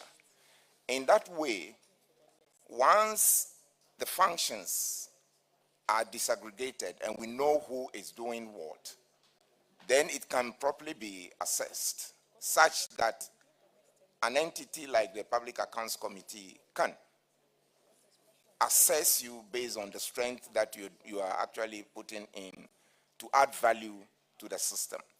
That is not to point at the areas of overlap and the rest of it, that because one entity performing a function of being a regulator and at the same time implementing programs that relate to training, that is where I have an issue. And this can be looked at in other fora. Thank you for the opportunity. We are grateful, Madam Chair. Rob, are you done? Okay, now we have our Honorable Queen Star Pokua Sawyer. Yeah, thank you. Mr. Honorable Deputy Minister, you are welcome. Okay, so TVET, I don't know what you know about Shedru Technical School. The head was interdicted about 4 months ago, and then you have not replaced or asked anybody to act as such now. The deputy was asked to act, but then he's not being allowed from the regional bosses in Central Region. And Shedru Technical is under Aguna West, which is not my constituency. But then the building is in Aguna East. So my DCE has tried so many times to solve problems in that school. The interdicted boss is still working from home. They have to carry, the accountant has to carry the checkbook to his house. If he's not there, the checkbook is left with him. So indirectly, he's been asked to stay at home. But then he's operating from the house. And it's just so difficult for the youth in that school. The school, for all of a sudden, is so deteriorated, it's unbelievable. Nobody takes in. I went to the school unannounced about 2 weeks ago. The DC has also been going there unannounced, and you go and there are no teachers there. I made somebody ask at a point in time, where is the pickup for the school? They don't know the driver who is using the pickup for some days. And the deputy regional boss went, I complained, so he went there, and apparently he called the children in the school and told them that TVET is not under the DCE. So the DCE and the MP has no right to come and give instructions in the school. Meanwhile, as we speak, they don't have water. And it's the DCE that has to get the drip machine to supply the children water. Sometimes they don't have electricity. Their credit is finished. And the children stay in the school without electricity. So I honestly do not know what they intend to do with Swedu Technical, TVET. If something can be done immediately today. Thank you very much, Deputy Minister. Honorable Chair, this is a very disturbing and worrying situation. And I assure you that this has not come to the attention of Honorable Minister, nor has it come to my attention. And so let me say thank you to the Honorable Member for bringing this to our attention. I am very certain that between today and tomorrow, Minister would instruct the Director General of TVET Services to go to Swedru Technical Institute person as part of the immediate remedial measures to bring some semblance of normalcy to what you have just described. It's akin to chaos, and we cannot tolerate that in an institution of learning. So let me say thank you to the Honorable Member for bringing this to our attention. We will act on it with dispatch. Thank you. Thank you, Mr. Minister. But, Honorable Minister, this person has been interdicted for about 4 months. And I'm worried that hasn't been brought to the attention of the ministry. 4 months. Honorable Chair, as far as I know, this has not been brought to our attention. Is the director recognizing that the institute is under the Ghana TVET Services. And so until the Acting Director General apprises the minister or myself on this matter, we wouldn't have a way of knowing. But as I said, I believe after this meeting, we would act on it. We will act on it. The Acting Director General is he here? No. This is a commission for TVET. And then we have the Ghana TVET Services.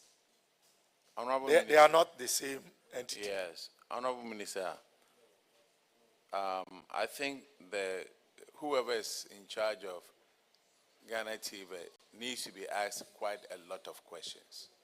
Because if you have interdicted somebody and there's nobody in place, and this person was interdicted for wrongdoing, and there's nobody in place, let me choose my words properly, that if that is so,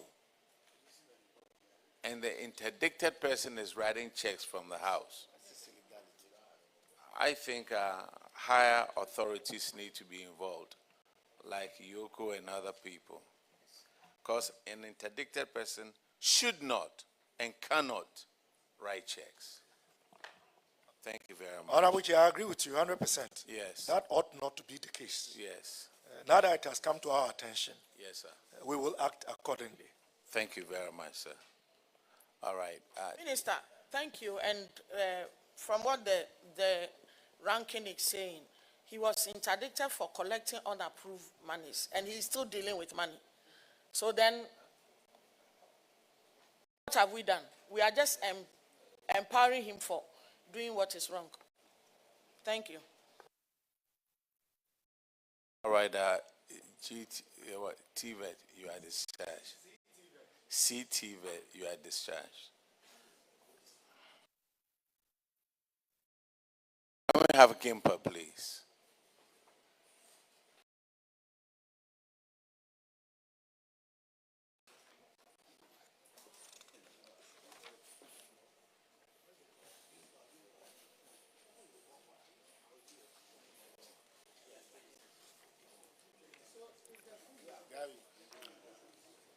And Clerk, could you please administer the oath to Gimper, please?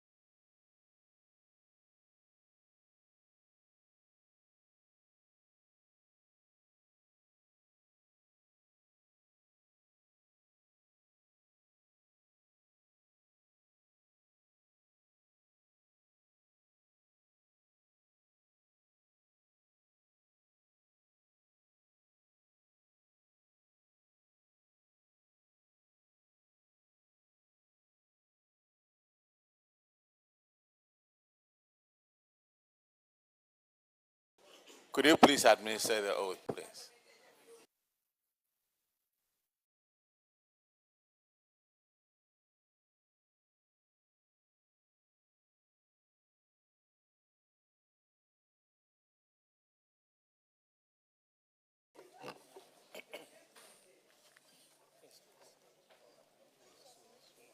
I, Samuel Kwekubonsu, swear by the Almighty God swear by the Almighty God that the evidence I shall give before this committee that the evidence I shall give before this committee touching the matter in issue shall be the truth, shall be the truth, the whole truth, and nothing but the truth. and nothing but the truth. So help me God. So help me God. Could you please introduce yourself to the committee?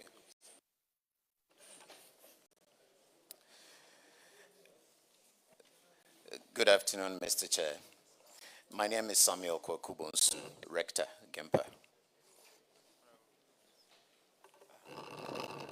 Good afternoon, Chairman. My name is Albert Ampoinsem, Director of Finance.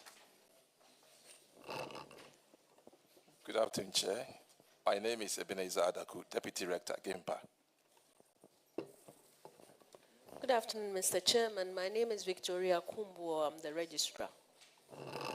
Good afternoon, Chair. My name is Nana Yebuaba Isiem, Director of Internal Audit.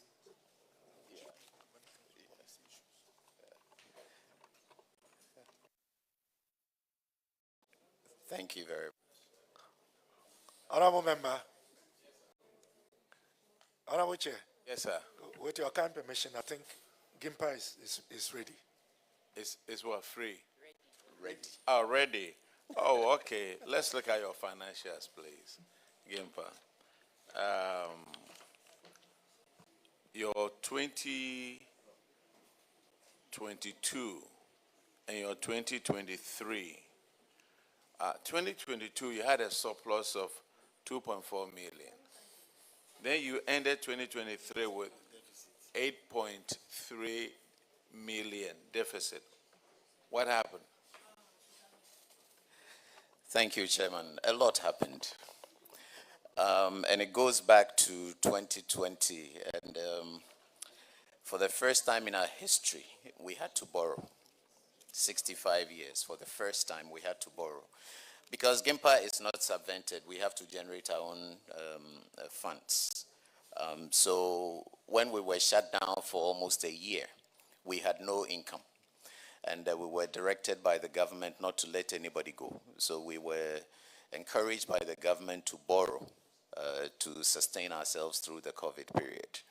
And so we came back in 2021, 2022, after COVID, and we started our recovery. So if Honorable former Minister for Finance will remember, we tried a lot to get some relief for those funds, for the government to support us to pay off some of those costs. But we have not been successful at that yet. We are still hoping for that. So in 2022, part of the reason for the surplus was that we had to go back to the bank and then defer payments for the year. So if you notice that if you look at the numbers, the deficit is almost equivalent to how much we had to pay to the bank. The deficit was about 8.2, and the monies, the interest that we paid to the bank, along with the 1 million principal payment, was about 7.3. So that was the main reason why we had that outstanding, that significant deficit in 2023. But most of your debt was due to salaries. Yes, because in the, as I indicated, in 2020, when we had no income, we still paid salaries. And we had to carry that forward because we didn't have to, we didn't make any money at all. So our expenses had to go into paying people who were really not working, because there was a global directive, if I can put it that way, a global directive to not have people not go to work. So we were during the shutdown. And in the recovery state, that is part of what we had to endure. But your income, okay, let's see, tuition fees and educational contracts. It was 66 million in 2022, but 71 million and 71.5 in 2023. Look at your hospitality service income. It went from 5.4 million to 15.9. What accounted for that? Some of these were deferred receipts. So we had provided services for which we didn't receive payments until then. In terms of the income, the tuition income, we were fortunate enough, excuse me, because we had to shut down our operations. When we returned, we ran 3 semesters instead of the normal 2. And that was essentially making up for the 4 that we had already lost. And that is part of the reason why there was that increment. So there was an extra semester, but it wasn't a full semester as we would ordinarily have had it if it wasn't for the situation that we found ourselves in 2020. Now, student charges went from 142 to 457. What was that? Student charges, I don't know. Chairman, if you allow me, I will ask our Director of Finance to respond to that. What are student charges? Chairman, please, could you clarify what you refer to as student charges? This is your account that you gave to the auditors. We are talking about 2022. Other student charges was 142.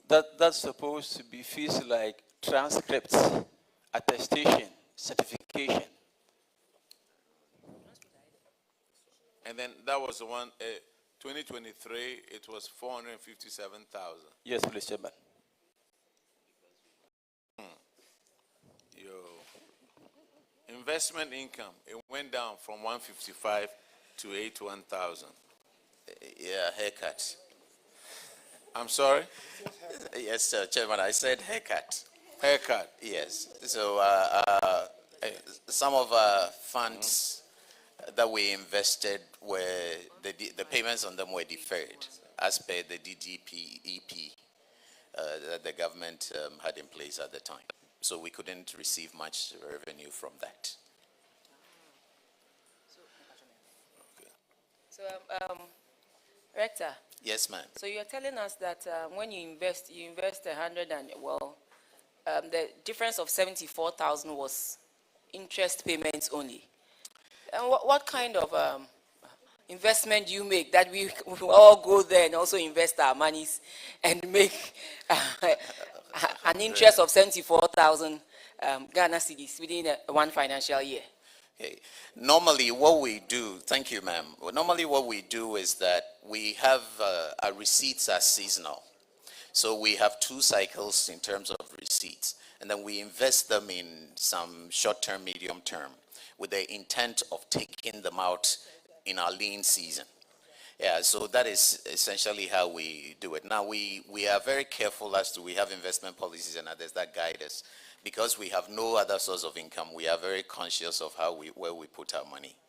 Yeah. So those that we had looked at in terms of longer term or medium term, 3-4 years, some of them are still stuck in the system, and we are hoping to get them back at some point in the future.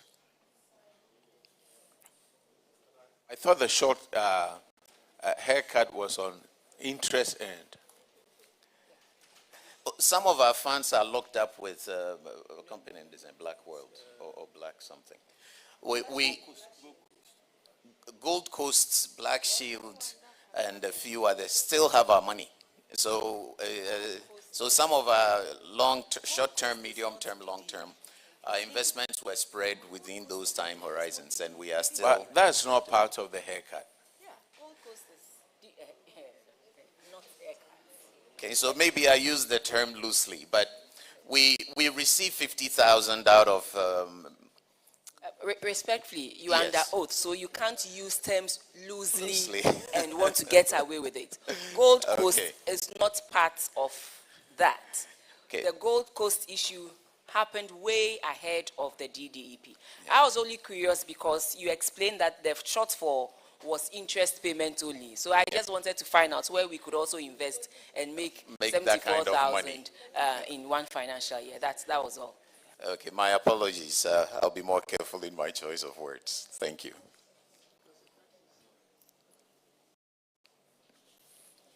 Honorable Chair, I think that this is a problem that is generally known to the committee.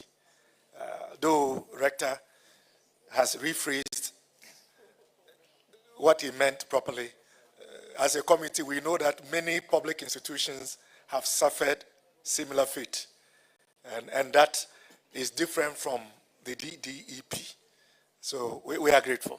Thank you.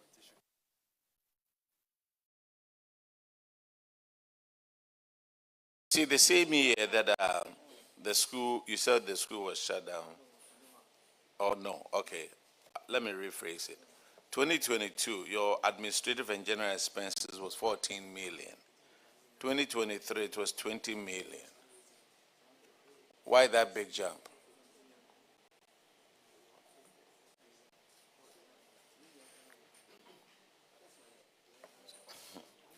Thank you, Chairman. As I indicated earlier, we had this finance cost that we had to deal with. So we are looking at about 8 million per year in costs that we didn't have the year preceding it. So a few other costs went up. Utility costs went up significantly.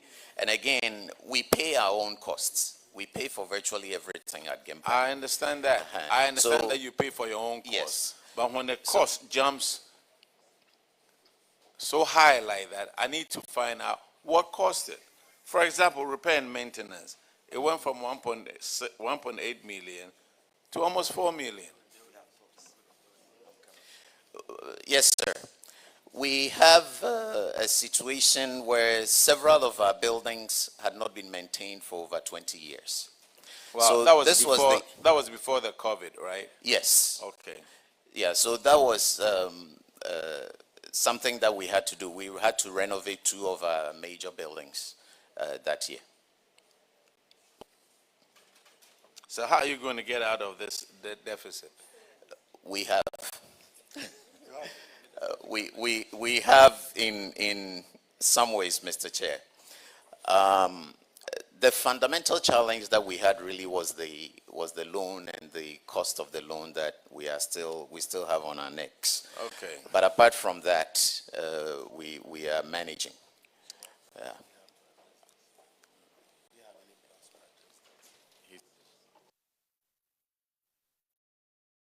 Have you paid the loan? No, sir, we are still paying. Oh, but your bottom line is now a surplus instead of deficit, right? Yes, this is 2023. We Yes. are now in a stable situation. Okay. We have had to minimize our investments in our capital assets. So we are not, again, we are back to where we are not renovating or doing some of the things that we would ordinarily have done. Okay. Yeah. Your current ratio from 1.8 to 1 to 1.0 to 1. Anyway. Let's go to management issues. Staff indebtedness of 2 million Ghana cedis.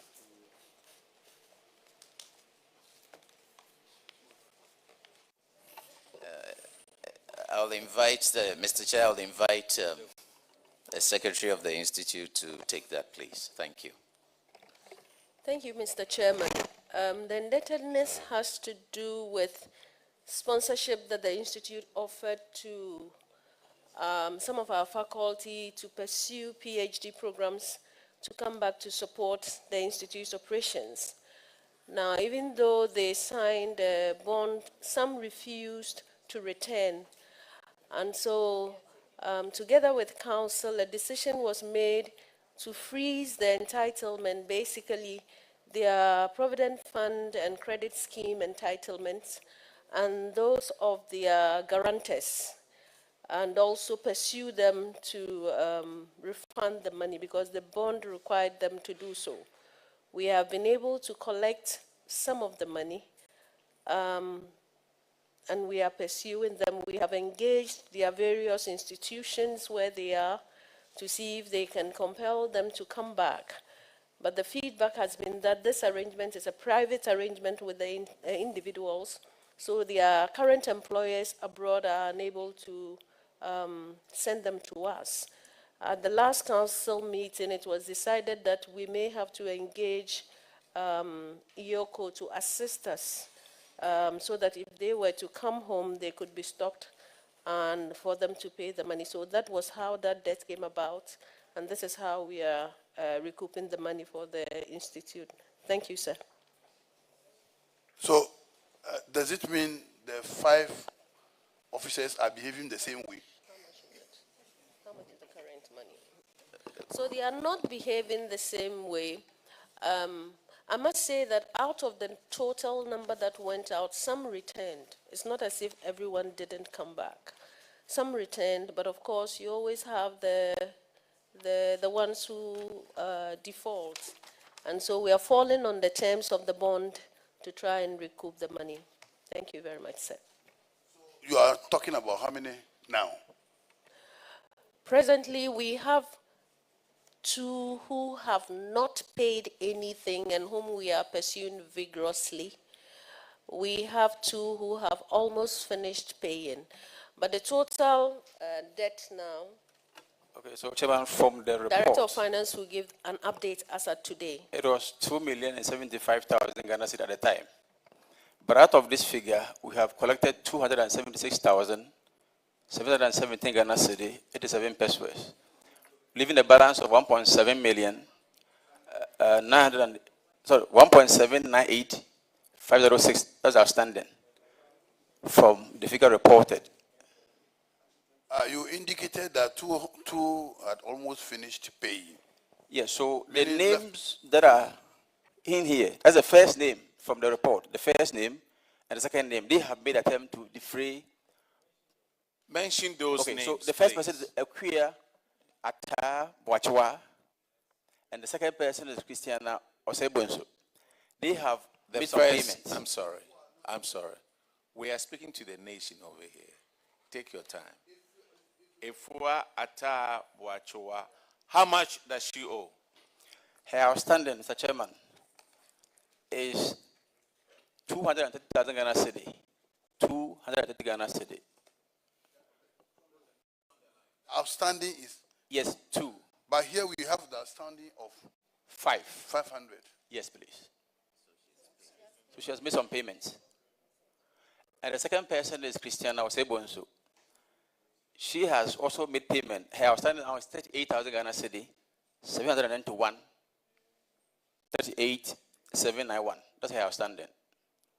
But the other 3 have not made any payment, so their balance still stand the same. Mention their names and their outstanding numbers. I mean, and Sherry Abba Apiate, has she paid anything on the 777,000?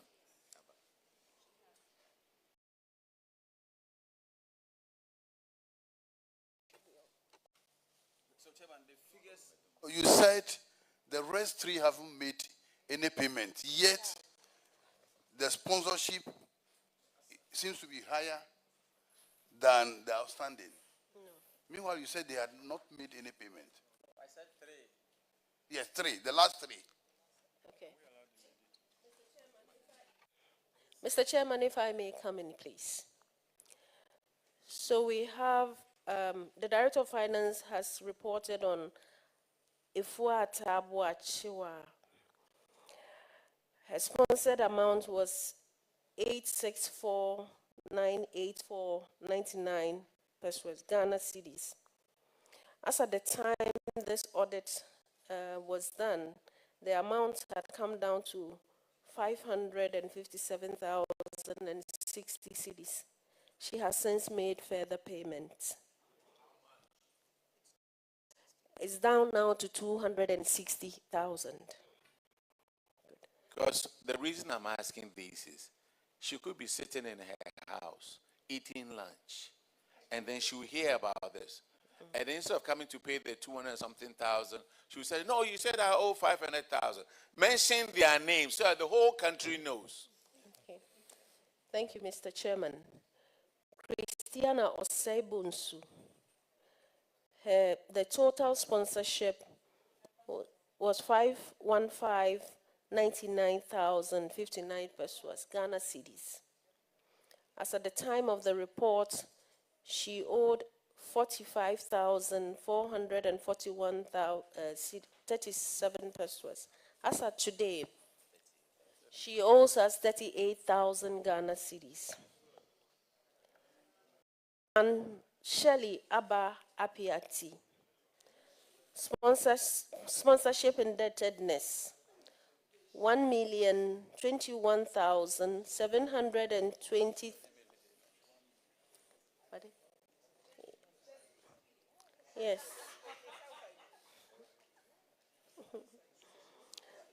At the time of the report, the outstanding amount was 777,027.64 Ghana cedis. She hasn't made any payment since then. We are pursuing her. Yeah, that is where I am having a slight problem. Sponsorship was 1 million plus. Yes, sir. And as at the time of this report, it came down to 777 plus. Why? Is it minus salary? Okay, so salary that was an end? No, sir. So what is the situation? Right. So when they finally indicated that they weren't returning to the institute, they had their provident fund and their credit scheme funds with us. So immediately the institute seized that and got them to sign to credit GIMPA with that. So that's how come the debt has reduced. And she made some payments until we lost contact because she had relocated from her known address and we're trying to pursue her. Okay. Then we have... The next person. Yes, Julius Kwashi Azazu. His indebtedness is 696,024.01. The amount as at the time of the report came down to 524,871.39. And this is because we discounted his provident fund and credit scheme as part of the obligations to the institute. We are pursuing him. He's one of the persons who has been difficult in terms of responding to our calls. And we are trying all legal means to get him either to come and serve the bond or to pay us our money. Dr. Hansen Ade, he has also made payments, and presently his indebtedness has reduced from the last time the report was given. So the money is 227,816.32.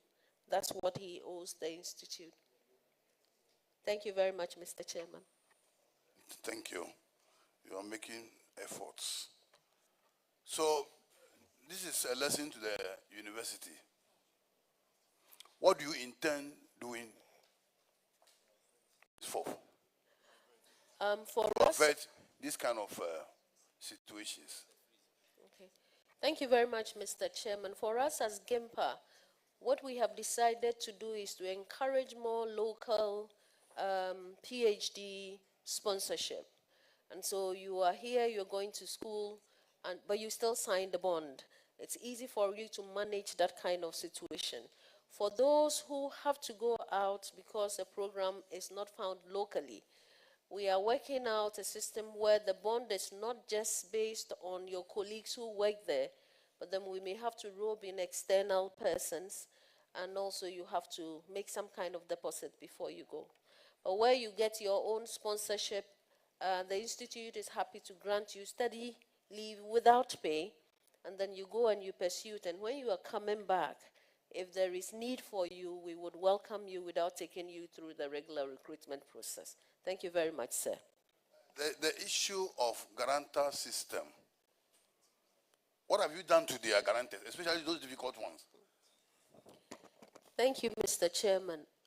As we speak, all guarantors' entitlements have been frozen until the full obligation to the institute has been discharged.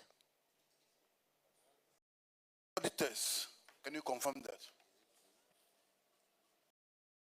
Honorable Chair, we may have to liaise with them and get the new updates that they have, because there seem to be some discrepancies between what we have and what they have. So we would have to get the updates and rightly come to the committee with the actual figures. Thank you. Does it mean some payments were made, you received some payments, and you did not update the auditors? Yes, Mr. Chairman. So, people who are helping you recover your money, after taking the money, you dog them. Why? Chairman, we just handed in some letters that we have given to them by way of follow-ups we have done. And so we'll share with them the outstanding amount. Mr. Chair, Madam Chairperson, I think that we will do better next time. As soon as updated information gets to the institute, we'll make that available to the auditors. You see, Honorable Minister, these university lecturers, the universities, they collide, let me use the proper mafia term. They connive. I mean, look, you get somebody from the university to sign somebody's bond. And then when the person doesn't pay, you send the person to Yoko. I think those people are the universities who sign for these people to go out and never come back. If you are made to pay the amount, next time you will make sure that you sign for a credible person. Some of them know that these people will never come back. They sign for them. They know they will never come back. These people, where are they? Dr. Ade, where is he? UK. UK. Yes. Okay, you can report it to go through our foreign affairs. Report them. When they come there for passport renewal, they won't get it. What about Julius Azazu? Where is he? He's in the UK. He's also in the UK, the same person. What about Apiati? She's in Canada. She's in Canada. It's very easy. You report them to immigration now there, they'll pick her up. What about Sebonso? She's in Australia. Australia. Yes, sir. And let him stay there down there. Boachua, where is she? She's in the US. It's very easy. You report them through foreign affairs to the Ghana embassy. She will never get her passport renewed until she comes to pay. And if she has overstayed her visa, we'll just call ICE. And they'll pick her up. You guys knew that these people wouldn't come back.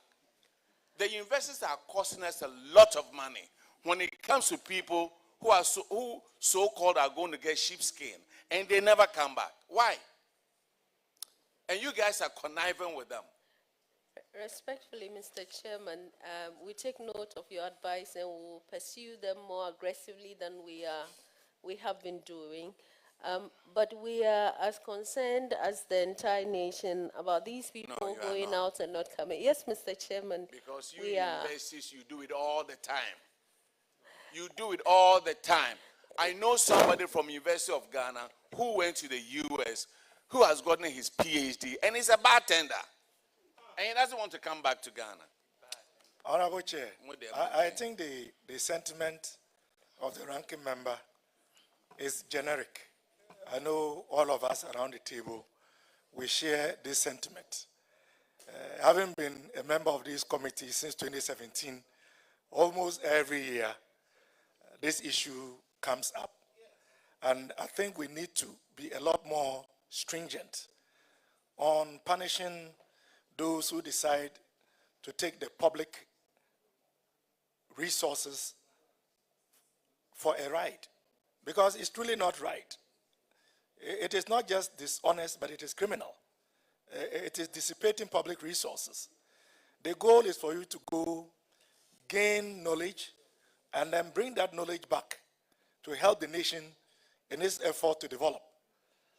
So when we collect our small tools from those carrying things in the market and the market women, for you to go and you don't come back, you can't expect the ranking member to take this lightly. And as I speak as an academic myself, it is simply not right. Many of us have gone and come, but those who don't come, they give us a bad name, and we must stop that. So let's work together and get a solution to this problem. But I must say that the approach adopted by this institute is commendable among many that I have heard, though there is still outstanding, but your model is appreciated. But please do more in ensuring that these enemies of the state are brought back, even if in chains, they need to come back. Minister, those who guaranteed for these lecturers, has the university gone after them? And when you went after them, what happened? Yeah, Honorable Rankin, she will respond. Okay. Thank you, Mr. Chairman. We have gone after them by freezing their Provident Fund and Credit Scheme entitlement. They are lecturers, right? They are lecturers. And they guaranteed for one of them to go? Yes, please. Yes, okay. So that has happened. Yes. That's the first thing we fall on. Once you don't come back, that's the first thing we fall on. And then we fall on your personal entitlements. And then after that, we then pursue you through legal means. Madam. Yes, sir. Somebody owing 500,000.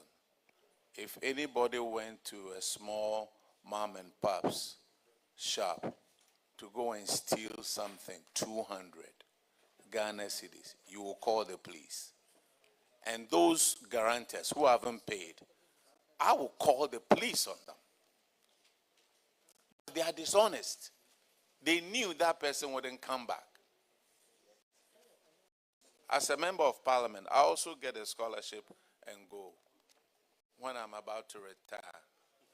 Honorable Chair, we appreciate the sentiments as expressed, and we are united in this effort. And let me take this opportunity to urge other institutions of higher learning to emulate what GIMPA is doing. This is the first time I am hearing that the institution itself sanctioning colleague lecturers and other staff of the institution who guaranteed by withholding their entitlements. I think the other institutions of higher learning can take a cue from this. It is not a complete solution to the problem, but at least it is a notch higher than the usual narratives that we've been hearing. But let's fight on to ensure that the day comes where every Ghanaian citizen on government scholarship comes back to serve Mother Ghana. Thank you very much, Honorable Minister. GIMPA, you are discharged. Thank you, Mr. Chairman. Stay upon. Mr. Financial Director, please turn off your mic.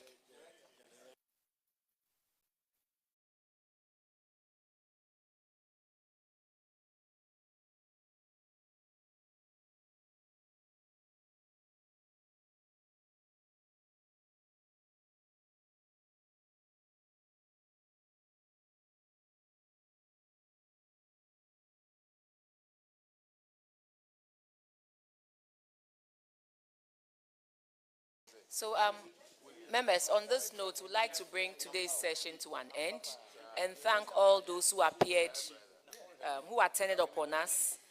Tomorrow, we are looking at the Ministry of Transport with its agencies.